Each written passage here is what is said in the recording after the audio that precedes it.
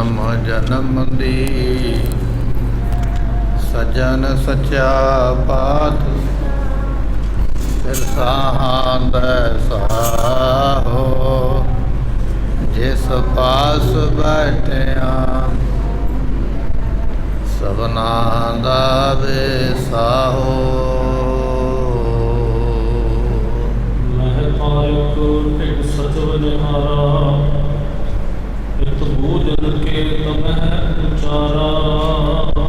वाहिगुरु जी का खालसा वाहिगुरु जी की फतेह। जुगो जुग अटल पतत पावन सतगुरु गरीब नवाज गुरु ग्रंथ साहिब जियां दी पवित्र पावन हजूरी अंदर संध्या दे सुंदर दीवान सजे हुए ने। दीवान दे अंदर आप संगतां ने गुरु की बाणी दे कीर्तन सरवण करके लाहा प्राप्त किया। गुरु गोबिंद सिंह महाराज जियां दे जीवन की कथा आपां सरवण कर रहे हाँ। पिछले दीवान दे विच बचन सरवण कीते सतगुरां ने एक नगारा तैयार करवाया है। नाम इस नगारे का रंजीत नगारा रखिया। सतगुरां ने उस नगारे नूं घोड़े के उपर बंधवा के भीमचंद राजे की रियासत विच महाराज चले गए। जदों वेख्या कि भीमचंद का महल थोड़ी दूर है तो सिखां नूं आखिया जोर दे नाल नगारा बजाओ। नगारे की आवाज़ भीमचंद के महलों विच कचहरी विच पहुंची है। जिस काम नूं करदा पिया वो काम छड्ड के ते सुनदा पिया नगारे की आवाज़ कित्थों आई है। ये प्रसंग इतिहास आपां कल सरवण कीता है। ये भीमचंद कहलूरिया राजा जो गिरपति है पहाड़ी राजा की करदा है ये आपां अज सरवण करांगे। आओ मन का ध्यान टकाओ मिल के आखिए सतनाम श्री वाहिगुरु साहिब जी। उस वेले भीमचंद राजे ने एक वजीर नेड़े ही खलोता सी ते उस वजीर वाल वेख के ना भीमचंद ने जदों महाराज दे नगारे की आवाज़ कन्नां विच पई ते जिहड़ा नेड़े वजीर खलोता होया ਉਹਦੇ ਵੱਲ ਭੀਮਚੰਦ ने देखा है।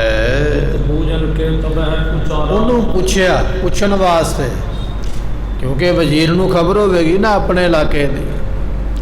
वजीर ਨੂੰ ਪੁੱਛਣ वास्ते ये राजा भीमचंद उस वेले कहन लगा है।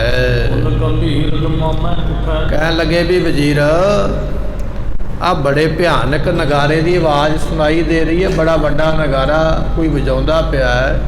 ये बड़ी गंभीर बड़ी डूंगी आवाज़ जिहड़ी है नगारे की सुनाई देंदी है। ये नगारा किहदा ये नगारा वजदा पिया अते किस पास्यों वजदा पिया किहड़े पास्यों आवाज़ आ रही है नगारा किसदा है। इन्नी गंभीर आवाज़ किस नगारे की हो सकती है। पर हुण राजा दूजे राजियां कोल जांदा है उन्हां दी फौजां की सलामी लैंदा है उन्हां दी फौजां बारे बाकी राजियां बारे जानकारी रखता है। अपने वजीर नूं आखदा भी जिहड़े नगारे की आवाज़ मैं कन्नां विच सुनदा पिया वजीर इहो जिहा नगारा किसी पहाड़ीए राजे कोल ते नहीं। मेरे नाल 21 राजे होर 21 रियासतां दे इत्थे राज करदे पर इहो जिहा नगारे की आवाज़ तो किसी होर राजे की नहीं है। ये जिहड़ी आवाज़ है ना नवा कोई नगारा बनया है पुराने नगारे की आवाज़ नहीं है। राजा पहचानदा है ना नगारे की आवाज़ क्योंकि बजदा रहिंदा। ये नगारा भी नवा है और बनया भी नवा है और वजाउण का तरीका भी नवा है। आवाज़ भी इसकी कोई वखरी है और बड़ी वड्डी आवाज़ है। बहुता इहदा आवाज़ जिहड़ा कंन विच सुनाई दिंदा है। इस तरह की आवाज़ कदे दूजे नगारियां दी नहीं सुनी। होर भी नगारे वजदे फौजां विच राजियां कोल पर इन्ना वड्डा नगारा और इन्नी वड्डी आवाज़ बहुती आवाज़ जिहड़ी है ना भीमचंद कहता भी मैं कदे सुनी नहीं है। ये वजदा ते दूर पिया पर उसकी आवाज़ इन्नी आउंदी पई है जिवें नेड़े वजदा होवे। ਧੁਨੀ ਦੂਰੋਂ ਆ ਰਹੀ ਨਾ, ਪਰਬਤਾਂ ਦੇ ਵਿੱਚੋਂ, ਜੰਗਲ ਦੇ ਵਿੱਚੋਂ, ਪਤਾ ਲੱਗਦਾ ਵੀ ਹੈ ਦੂਰ ਹੈ, ਪਰ ਉਹਦੀ ਆਵਾਜ਼ ਇੰਨੀ ਜ਼ਿਆਦਾ ਵੀ ਜਿਵੇਂ ਕੋਈ ਨੇੜੇ ਵਜਾਉਂਦਾ ਪਿਆ। ਕਹਿਣ ਲੱਗਾ ਵੀ ਨਗਾਰਾ ਕੋਈ ਖਾਸਾ ਹੀ ਵੱਡਾ ਹੈ, ਜਿਹੜਾ ਵੱਜਦਾ ਤੇ ਦੂਰ ਹੈ, ਪਰ ਆਵਾਜ਼ ਉਹਦੀ ਇੱਥੇ ਸੁਣਾਈ ਦਿੰਦੀ ਹੈ। ਤੇ ਜਦੋਂ ਸੁਣਿਆ ਨਾ ਬਚਨ ਇਸ ਰਾਜੇ ਦਾ, ਰਾਜੇ ਨੇ ਪੁੱਛਿਆ ਤੇ ਕਹਿਣ ਲੱਗੇ, ਉਹ ਮੰਤਰੀ ਜਿਹੜਾ ਫਿਰ ਦੱਸਣ ਲੱਗ ਪਿਆ। ਮੰਤਰੀ ਨੂੰ ਪਤਾ ਸੀ, ਵਜ਼ੀਰ ਨੂੰ ਪਤਾ ਸੀ ਇਸ ਗੱਲ ਦਾ। ਕਹਿਣ ਲੱਗਾ, ਰਾਜਨ ਵੀ ਇਹਦੇ ਬਾਰੇ ਮੈਂ ਤੁਹਾਨੂੰ ਦੱਸ ਦਿੰਦਾ ਹਾਂ। ਕਹਿਣ ਲੱਗਾ ਵੀ ਇਹ ਸਾਰਿਆਂ ਨੂੰ ਪਤਾ, ਮੈਨੂੰ ਵੀ ਪਤਾ, ਬਾਕੀ ਵਜ਼ੀਰਾਂ ਨੂੰ ਵੀ ਪਤਾ ਹੈ, ਇਹ ਪਹਾੜੀਏ ਲੋਕਾਂ ਸਾਰਿਆਂ ਨੂੰ ਇਹ ਗੱਲ ਆਮ ਹੀ ਪਤਾ, ਸਾਰਿਆਂ ਨੂੰ ਪਤਾ ਹੈ। ਮਹਾਰਾਜ ਮੈਂ ਇੱਕ ਗਾਥਾ ਸੁਣੀ ਹੈ। ਇਹ ਰਾਜਨ ਭੀਮ ਚੰਦ ਵਜ਼ੀਰ ਦੱਸਦਾ ਪਿਆ ਵੀ ਮੈਂ ਕਿਸੇ ਦੇ ਕੋਲੋਂ ਇੱਕ ਗਾਥਾ, ਪ੍ਰਸੰਗ, ਕਹਾਣੀ ਜਾਂ ਸਟੋਰੀ ਮੈਂ ਕਿਸੇ ਕੋਲੋਂ ਸੁਣੀ ਹੈ, ਤੇ ਮੈਂ ਜਿਵੇਂ ਸੁਣੀ ਤੁਹਾਨੂੰ ਦੱਸਦਾ ਹਾਂ। ਆਪ ਜੀ ਦੇ ਨਾਲ ਮੈਂ ਉਹ ਸਾਂਝੀ ਕਰਦਾ, ਜਿਹੜੀ ਜਾਣਕਾਰੀ ਮੈਨੂੰ ਮਿਲੀ ਹੈ ਨਾ ਕਿਤਿਓਂ, ਉਹ ਮੈਂ ਤੁਹਾਨੂੰ ਦੱਸ ਦਿੰਦਾ ਹਾਂ। ਉਸ ਵੇਲੇ ਰਾਜੇ ਨੇ ਕਿਹਾ ਵੀ ਜਿੰਨਾ ਤੈਨੂੰ ਪਤਾ ਉਹਨਾਂ ਦੱਸ, ਬਾਕੀ ਆਪਾਂ ਪਤਾ ਕਰਵਾ ਲਾਂਗੇ। ਤੇ ਮੰਤਰੀ ਦੱਸਦਾ ਪਿਆ, ਕਹਿਣ ਲੱਗਾ ਵੀ ਗੁਰੂ ਨਾਨਕ ਦੇਵ ਪਾਤਸ਼ਾਹ ਹੋਏ ਨੇ ਸੰਸਾਰ ਵਿੱਚ ਗੁਰੂ, ਅਤੇ ਬੜੇ ਉਹ ਪ੍ਰਗਟ ਸਨ, ਸਾਰੀ ਦੁਨੀਆ ਉਹਨਾਂ ਨੂੰ ਜਾਣਦੀ ਹੈ। ਜਿੱਥੇ ਕਿਤੇ ਵੀ ਚਲੇ ਜਾਈਏ ਗੁਰੂ ਨਾਨਕ ਦੇਵ ਪਾਤਸ਼ਾਹ ਨੂੰ ਉੱਥੇ ਹੀ ਦੁਨੀਆ ਜਾਣਦੀ ਹੈ। ਮਹਾਰਾਜ ਦਾ ਜਸ ਇੰਨਾ ਵੱਡਾ ਹੈ ਵੀ ਜਿੱਥੇ ਕਿਤੇ ਵੀ ਆਪਾਂ ਜਾ ਕੇ ਕਿਤੇ ਗੁਰੂ ਨਾਨਕ ਸਾਹਿਬ ਦੀ ਗੱਲ ਕਰੀਏ, ਨਾਮ ਲਈਏ, ਉੱਥੇ ਹੀ ਮਹਾਰਾਜ ਦੀ ਸਿਫਤ ਸੁਣਾਈ ਦਿੰਦੀ ਹੈ। ਕਹਿਣ ਲੱਗੇ ਵੀ ਉਹਨਾਂ ਦੀ ਗੱਦੀ ਚੱਲਦੀ ਹੈ ਗੁਰੂ ਨਾਨਕ ਸਾਹਿਬ ਦੀ, ਤੇ ਗੱਦੀ ਚੱਲਦਿਆਂ ਚੱਲਦਿਆਂ ਹੁਣ ਇਸ ਟਾਈਮ ਉਸ ਗੱਦੀ ਦੇ ਉੱਪਰ ਇਹ ਸੋਢੀਆਂ ਦੀ ਕੁੱਲ ਵਿੱਚੋਂ ਜਿਹੜੇ ਟੀਕਾ ਕਹੀਏ ਨਿਸ਼ਾਨ ਸਰੂਪ ਨੇ, ਸੋਢੀਆਂ ਦਾ ਨਿਸ਼ਾਨ, ਇਸ ਵੇਲੇ ਉਹ ਗੱਦੀ ਸੋਢੀਆਂ ਦੇ ਕੋਲ ਹੈ। ਕਿਉਂਕਿ ਗੁਰੂ ਹਰਗੋਬਿੰਦ ਪਾਤਸ਼ਾਹ ਦਾ ਨਾਮ ਨਾ ਸਾਰੇ ਹੀ ਜਾਣਦੇ ਸਨ। ਕਾਰਨ ਇਹ ਸੀ ਵੀ ਇੱਕ ਤੇ ਮਹਾਰਾਜ ਨੇ ਸਮੇਂ ਦੀ ਸਰਕਾਰ ਬਾਦਸ਼ਾਹ ਸ਼ਾਹ ਜਹਾਨ ਨਾਲ ਜੰਗ ਕੀਤੇ ਸਨ, ਤੇ ਸਾਰਿਆਂ ਦੇ ਕੰਨ ਖੜੇ ਹੋ ਗਏ ਸਨ ਵੀ ਐਸਾ ਕੌਣ ਗੁਰੂ ਹੈ ਜਿਨੇ ਸਮੇਂ ਦੇ ਹਿੰਦੁਸਤਾਨ ਦੇ ਬਾਦਸ਼ਾਹ ਨੂੰ ਲਲਕਾਰਿਆ ਜੰਗ ਵਾਸਤੇ। ਇਹ ਗੱਲ ਦੂਰ ਦੂਰ ਤੱਕ ਮਹਾਰਾਜ ਦਾ ਨਾਮ ਪ੍ਰਸਿੱਧ ਹੋ ਗਿਆ। ਬੱਚਾ ਬੁੱਢਾ ਸਾਰੇ ਹੀ ਜਾਣਦੇ ਸਨ ਗੁਰੂ ਹਰਗੋਬਿੰਦ ਪਾਤਸ਼ਾਹ ਦੇ ਇਸ ਕਾਰਜ ਕਰਕੇ। ਦੂਜਾ ਕਾਰਜ ਇਹ ਆ ਵੀ ਮਹਾਰਾਜ ਨੇ 52 ਰਾਜੇ ਗਵਾਲੀਅਰ ਦੇ ਕਿਲੇ ਵਿੱਚੋਂ ਛੁਡਾਏ, ਤੇ 7000 ਹੋਰ ਕੈਦੀ ਜਿਹੜੇ ਸਨ ਉਹ ਵੀ ਕਿਲੇ ਵਿੱਚੋਂ ਛੁਡਵਾਏ। ਉਹ ਜਿਵੇਂ ਜਿਵੇਂ ਕੈਦੀ ਆਪੋ ਆਪਣੇ ਇਲਾਕਿਆਂ ਨੂੰ ਗਏ, ਰਾਜੇ ਆਪੋ ਆਪਣੇ ਇਲਾਕਿਆਂ ਨੂੰ ਗਏ, ਉਹਨਾਂ ਨੇ ਜਾ ਕੇ ਮਹਾਰਾਜ ਦੀ ਇਹ ਸਿਫਤ ਕੀਤੀ ਵੀ ਮਹਾਰਾਜ ਨੇ ਸਾਨੂੰ ਛੁਡਾਇਆ ਜੇਲ੍ਹ ਦੇ ਵਿੱਚੋਂ। ਇਸ ਕਰਕੇ ਗੁਰੂ ਹਰਗੋਬਿੰਦ ਪਾਤਸ਼ਾਹ ਦਾ ਨਾਮ ਦੂਰ ਦੂਰ ਤੱਕ ਦੁਨੀਆ ਜਾਣਦੀ ਹੈ ਕਿ ਗੁਰੂ ਹਰਗੋਬਿੰਦ ਪਾਤਸ਼ਾਹ ਐਸੇ ਗੁਰੂ ਹੋਏ। ਇਹ ਮੰਤਰੀ ਦੱਸਦਾ ਪਿਆ, ਕਹਿਣ ਲੱਗਾ ਜੀ ਗੁਰੂ ਨਾਨਕ ਸਾਹਿਬ ਦੀ ਗੱਦੀ ਦੇ ਉੱਪਰ ਧੰਨ ਗੁਰੂ ਹਰਗੋਬਿੰਦ ਮਹਾਰਾਜ ਸਾਹਿਬ ਜੀ ਹੋਏ ਹਨ। ਤੇ ਗੁਰੂ ਹਰਗੋਬਿੰਦ ਪਾਤਸ਼ਾਹ ਦਾ ਜੰਗ ਬਾਦਸ਼ਾਹ ਸ਼ਾਹ ਜਹਾਨ ਨਾਲ ਹੋਇਆ। ਇਹਨੇ ਵੀ ਇਹੋ ਹੀ ਜਿਹੜਾ ਹੈ ਨਾ ਕਥਨ ਕੀਤਾ ਹੈ, ਇਹੋ ਹੀ ਗੱਲ ਦੱਸੀ ਹੈ ਵੀ ਗੁਰੂ ਹਰਗੋਬਿੰਦ ਪਾਤਸ਼ਾਹ ਲੜੇ ਬੜੇ ਚੰਗੇ ਤਰੀਕੇ ਦੇ ਨਾਲ ਬਾਦਸ਼ਾਹ ਸ਼ਾਹ ਜਹਾਨ ਦੇ ਨਾਲ, ਅਤੇ ਕਿੰਨੇ ਕੁ ਸੂਬੇ ਬਾਦਸ਼ਾਹ ਸ਼ਾਹ ਜਹਾਨ ਦੇ ਸਮੇਤ ਫੌਜਾਂ ਦੇ ਉਸ ਵੇਲੇ ਫਿਰ ਤੇ ਸਤਿਗੁਰੂ ਪਾਤਸ਼ਾਹ ਮਹਾਰਾਜ ਨੇ ਸ਼ਸਤਰਾਂ ਦਾ ਫਿਰ ਇਹੋ ਜਿਹਾ ਜੰਗ ਵਿਖਾਇਆ ਕਿ ਵੱਡੇ ਵੱਡੇ ਸੂਬੇਦਾਰ ਜਿਹੜੇ ਸਨ ਉੱਥੇ ਮੈਦਾਨ ਦੇ ਵਿੱਚ ਹੀ ਢੇਰੀ ਕਿਤੇ ਵਾਪਸ ਨਹੀਂ ਜਾਣ ਦਿੱਤੇ। ਜਿਵੇਂ ਕਾਬਲ ਦਾ ਸੂਬੇਦਾਰ ਆਇਆ ਸੀ ਲਲਾ ਬੇਗ ਚੜ੍ਹ ਕੇ ਫੌਜਾਂ ਲੈ ਕੇ, ਜੋ ਲਲਾ ਬੇਗ ਫਿਰ ਮਹਾਰਾਜ ਦੀ ਧਰਤੀ ਤੋਂ ਵਾਪਸ ਨਾ ਗਿਆ, ਸੂਬੇਦਾਰ ਨੂੰ ਉੱਥੇ ਹੀ ਮੌਤ ਦੀ ਨੀਂਦ ਸੁਆਇਆ। ਇਹ ਦੱਸਦਾ ਪਿਆ ਵਜ਼ੀਰ, ਕਹਿਣ ਲੱਗਾ ਜੀ ਗੁਰੂ ਹਰਗੋਬਿੰਦ ਪਾਤਸ਼ਾਹ ਬੜੇ ਡਾਢੇ ਯੋਧੇ ਨੇ, ਉਹਨਾਂ ਨੇ ਵੱਡੇ ਵੱਡੇ ਬਾਦਸ਼ਾਹ ਦੇ ਸੂਬੇਦਾਰ ਔਰ ਸੈਨਾਪਤੀ ਜੰਗ ਦੇ ਮੈਦਾਨ ਦੇ ਵਿੱਚ ਸਦਾ ਦੀ ਨੀਂਦ ਸੁਆ ਦਿੱਤੇ ਹਨ। ਇਸ ਕਰਕੇ ਗੁਰੂ ਹਰਗੋਬਿੰਦ ਪਾਤਸ਼ਾਹ ਮਹਾਰਾਜ ਬੜੇ ਬਹਾਦਰ ਸੂਰਮੇ ਔਰ ਬਹੁਤ ਜ਼ਿਆਦਾ ਦੁਨੀਆ ਵਿੱਚ ਪ੍ਰਗਟ ਹਨ। ਤੇ ਕਹਿਣ ਲੱਗੇ ਵੀ ਸਤਿਗੁਰਾਂ ਦਾ ਕੱਦ ਜਿਹੜਾ ਹੈ ਨਾ, ਸਰੀਰ ਦਾ ਕੱਦ ਵੀ ਦੱਸਦਾ ਪਿਆ ਵੀ ਮੈਂ ਸੁਣਿਆ ਲੋਕਾਂ ਦੇ ਕੋਲੋਂ ਵੀ ਗੁਰੂ ਹਰਗੋਬਿੰਦ ਪਾਤਸ਼ਾਹ ਮਹਾਰਾਜ ਕੱਦ ਦੇ ਬੜੇ ਜਵਾਨ ਸਨ। ਕਿੰਨੇ ਕੁ ਜਵਾਨ ਸਨ? ਕਹਿਣ ਲੱਗਾ ਵੀ ਜਿਵੇਂ ਦੁਆਪਰ ਯੁੱਗ ਦੇ ਵਿੱਚ ਸੁਣਿਆ ਜਾਂਦਾ ਵੀ ਲੋਕਾਂ ਦੇ ਕੱਦ ਕਾਠ ਬੜੇ ਤਗੜੇ ਸਨ, ਸਰੀਰ ਬੜੇ ਤਗੜੇ ਸਨ, ਬੜੇ ਜਵਾਨ ਸਨ। ਜਿਵੇਂ ਦੁਆਪਰ ਲੋਕ ਦੇ ਕੱਦ ਕਾਠ ਦੇ ਜਵਾਨ ਔਰ ਤਗੜੇ ਸਨ, ਇਸੇ ਤਰ੍ਹਾਂ ਧੰਨ ਗੁਰੂ ਹਰਗੋਬਿੰਦ ਮਹਾਰਾਜ ਜੀਆਂ ਦਾ ਕੱਦ ਮੈਂ ਸੁਣਿਆ ਵੀ ਬਹੁਤ ਜਵਾਨ ਤੇ ਬੜੇ ਤਗੜੇ ਸਰੀਰ ਦੇ ਮਾਲਕ ਹਨ। ਹੁਣ ਉਸੇ ਗੁਰੂ ਦਾ ਜਿਨ੍ਹਾਂ ਦੀ ਮੈਂ ਤੁਹਾਨੂੰ ਗੱਲ ਸੁਣਾਉਂਦਾ ਪਿਆ ਵੀ ਉਸ ਗੁਰੂ ਨੇ ਬਾਦਸ਼ਾਹ ਸ਼ਾਹਜਹਾਨ ਦੇ ਨਾਲ ਜੰਗ ਲੜੇ ਔਰ ਬੜੇ ਬਹਾਦਰ ਹੋਏ ਨੇ। ਉਸ ਗੁਰੂ ਦੇ ਪੋਤਰੇ ਇਸ ਵੇਲੇ ਹੁਣ ਗੁਰਤਾ ਗੱਦੀ ਦੇ ਉੱਪਰ ਬੈਠੇ ਹਨ ਤੇ ਇਹ ਇਕੱਲੇ ਪੋਤੇ ਜਿਹੜੇ ਨੇ ਨਾ, ਇਹ ਸਤਿਗੁਰੂ ਗੁਰੂ ਹਰਗੋਬਿੰਦ ਪਾਤਸ਼ਾਹ ਦੇ ਗੁਣਾਂ ਦਾ ਹੀ ਭੰਡਾਰ ਨੇ। ਜਿਹੜੇ ਗੁਣ ਸ਼ਸਤਰ ਵਿਦਿਆ ਦੇ ਸੂਰਮਤਾਈ ਦੇ ਗੁਰੂ ਹਰਗੋਬਿੰਦ ਵਿੱਚ ਸਨ, ਉਹੀ ਗੁਣ ਉਹਨਾਂ ਦੇ ਪੋਤਰੇ ਦੇ ਵਿੱਚ ਭਰੇ ਹੋਏ ਹਨ। ਉਹਨਾਂ ਦਾ ਨਾਮ ਹੈ ਗੋਬਿੰਦ ਰਾਏ। ਦਾਦਾ ਜੀ ਦਾ ਨਾਮ ਸੀ ਹਰਗੋਬਿੰਦ, ਇਹਨਾਂ ਦਾ ਨਾਮ ਹੈ ਗੋਬਿੰਦ ਰਾਏ। ਇਹ ਉਹਨਾਂ ਦੇ ਪੋਤੇ ਇਸ ਵੇਲੇ ਉਹਨਾਂ ਦੀ ਗੱਦੀ ਤੇ ਬੈਠੇ ਹਨ। ਤੇ ਕਹਿਣ ਲੱਗੇ ਵੀ ਜਿਸ ਤਰ੍ਹਾਂ ਰਾਮਚੰਦਰ ਜੀ ਹੋਏ ਨਾ ਦੁਨੀਆ ਵਿੱਚ ਬੜੇ ਸ਼ੁਭ ਤੇ ਬੜੇ ਭਲੇ ਸਨ, ਤੇ ਉਹਨਾਂ ਦੀ ਛੋਟੀ ਉਮਰਾਂ ਵਿੱਚ ਬੜੇ ਸੁਨੱਖੇ ਸਨ, ਬੜੇ ਸੋਹਣੇ ਸਨ। ਤੇ ਦੱਸਦਾ ਪਿਆ ਵਜ਼ੀਰ ਵੀ ਇਸੇ ਤਰ੍ਹਾਂ ਹੀ ਧੰਨ ਗੁਰੂ ਹਰਗੋਬਿੰਦ ਮਹਾਰਾਜ ਜੀ ਬੜੇ ਹੀ ਸੁਨੱਖੇ ਸੋਹਣੇ ਹਨ। ਤੇ ਮੈਂ ਇਹ ਸ਼ਾਦੀ ਲੋਕਾਂ ਨੇ ਸ਼ਾਦੀ ਦਿੱਤੀ ਹੈ ਵੀ ਗੁਰੂ ਗੋਬਿੰਦ ਸਿੰਘ ਮਹਾਰਾਜ, ਗੁਰੂ ਗੋਬਿੰਦ ਰਾਏ ਮਹਾਰਾਜ ਬੜੇ ਸੋਹਣੇ ਨੇ। ਇਹ ਮੈਂ ਗੱਲ ਕਈਆਂ ਦੇ ਕੋਲੋਂ ਆਪਣੇ ਕੰਨਾਂ ਵਿੱਚ ਸੁਣੀ ਹੈ। ਉਹਨਾਂ ਦੇ ਵਿੱਚ ਉਤਸ਼ਾਹ ਬੜਾ ਤੇ ਸ਼ਸਤਰਾਂ ਦੇ ਬੜੇ ਅਭਿਆਸੀ ਨੇ, ਰੋਜ਼ ਜੰਗ ਵਿਦਿਆ ਦਾ ਕਰਤੱਵ ਕਰਦੇ ਹਨ। ਅਤੇ ਇਹ ਗੱਲ ਮੈਂ ਇੱਕ ਨਹੀਂ ਕਈਆਂ ਕੋਲੋਂ ਸੁਣੀ ਹੈ। ਵਜ਼ੀਰ ਦੱਸਦਾ ਪਿਆ ਆਪਣੇ ਰਾਜੇ ਨੂੰ ਵੀ ਇਹ ਰੋਜ਼ ਆਪਣੇ ਸਿੱਖਾਂ ਨੂੰ ਸ਼ਸਤਰ ਵਿਦਿਆ ਸਿਖਾਉਂਦੇ ਹਨ।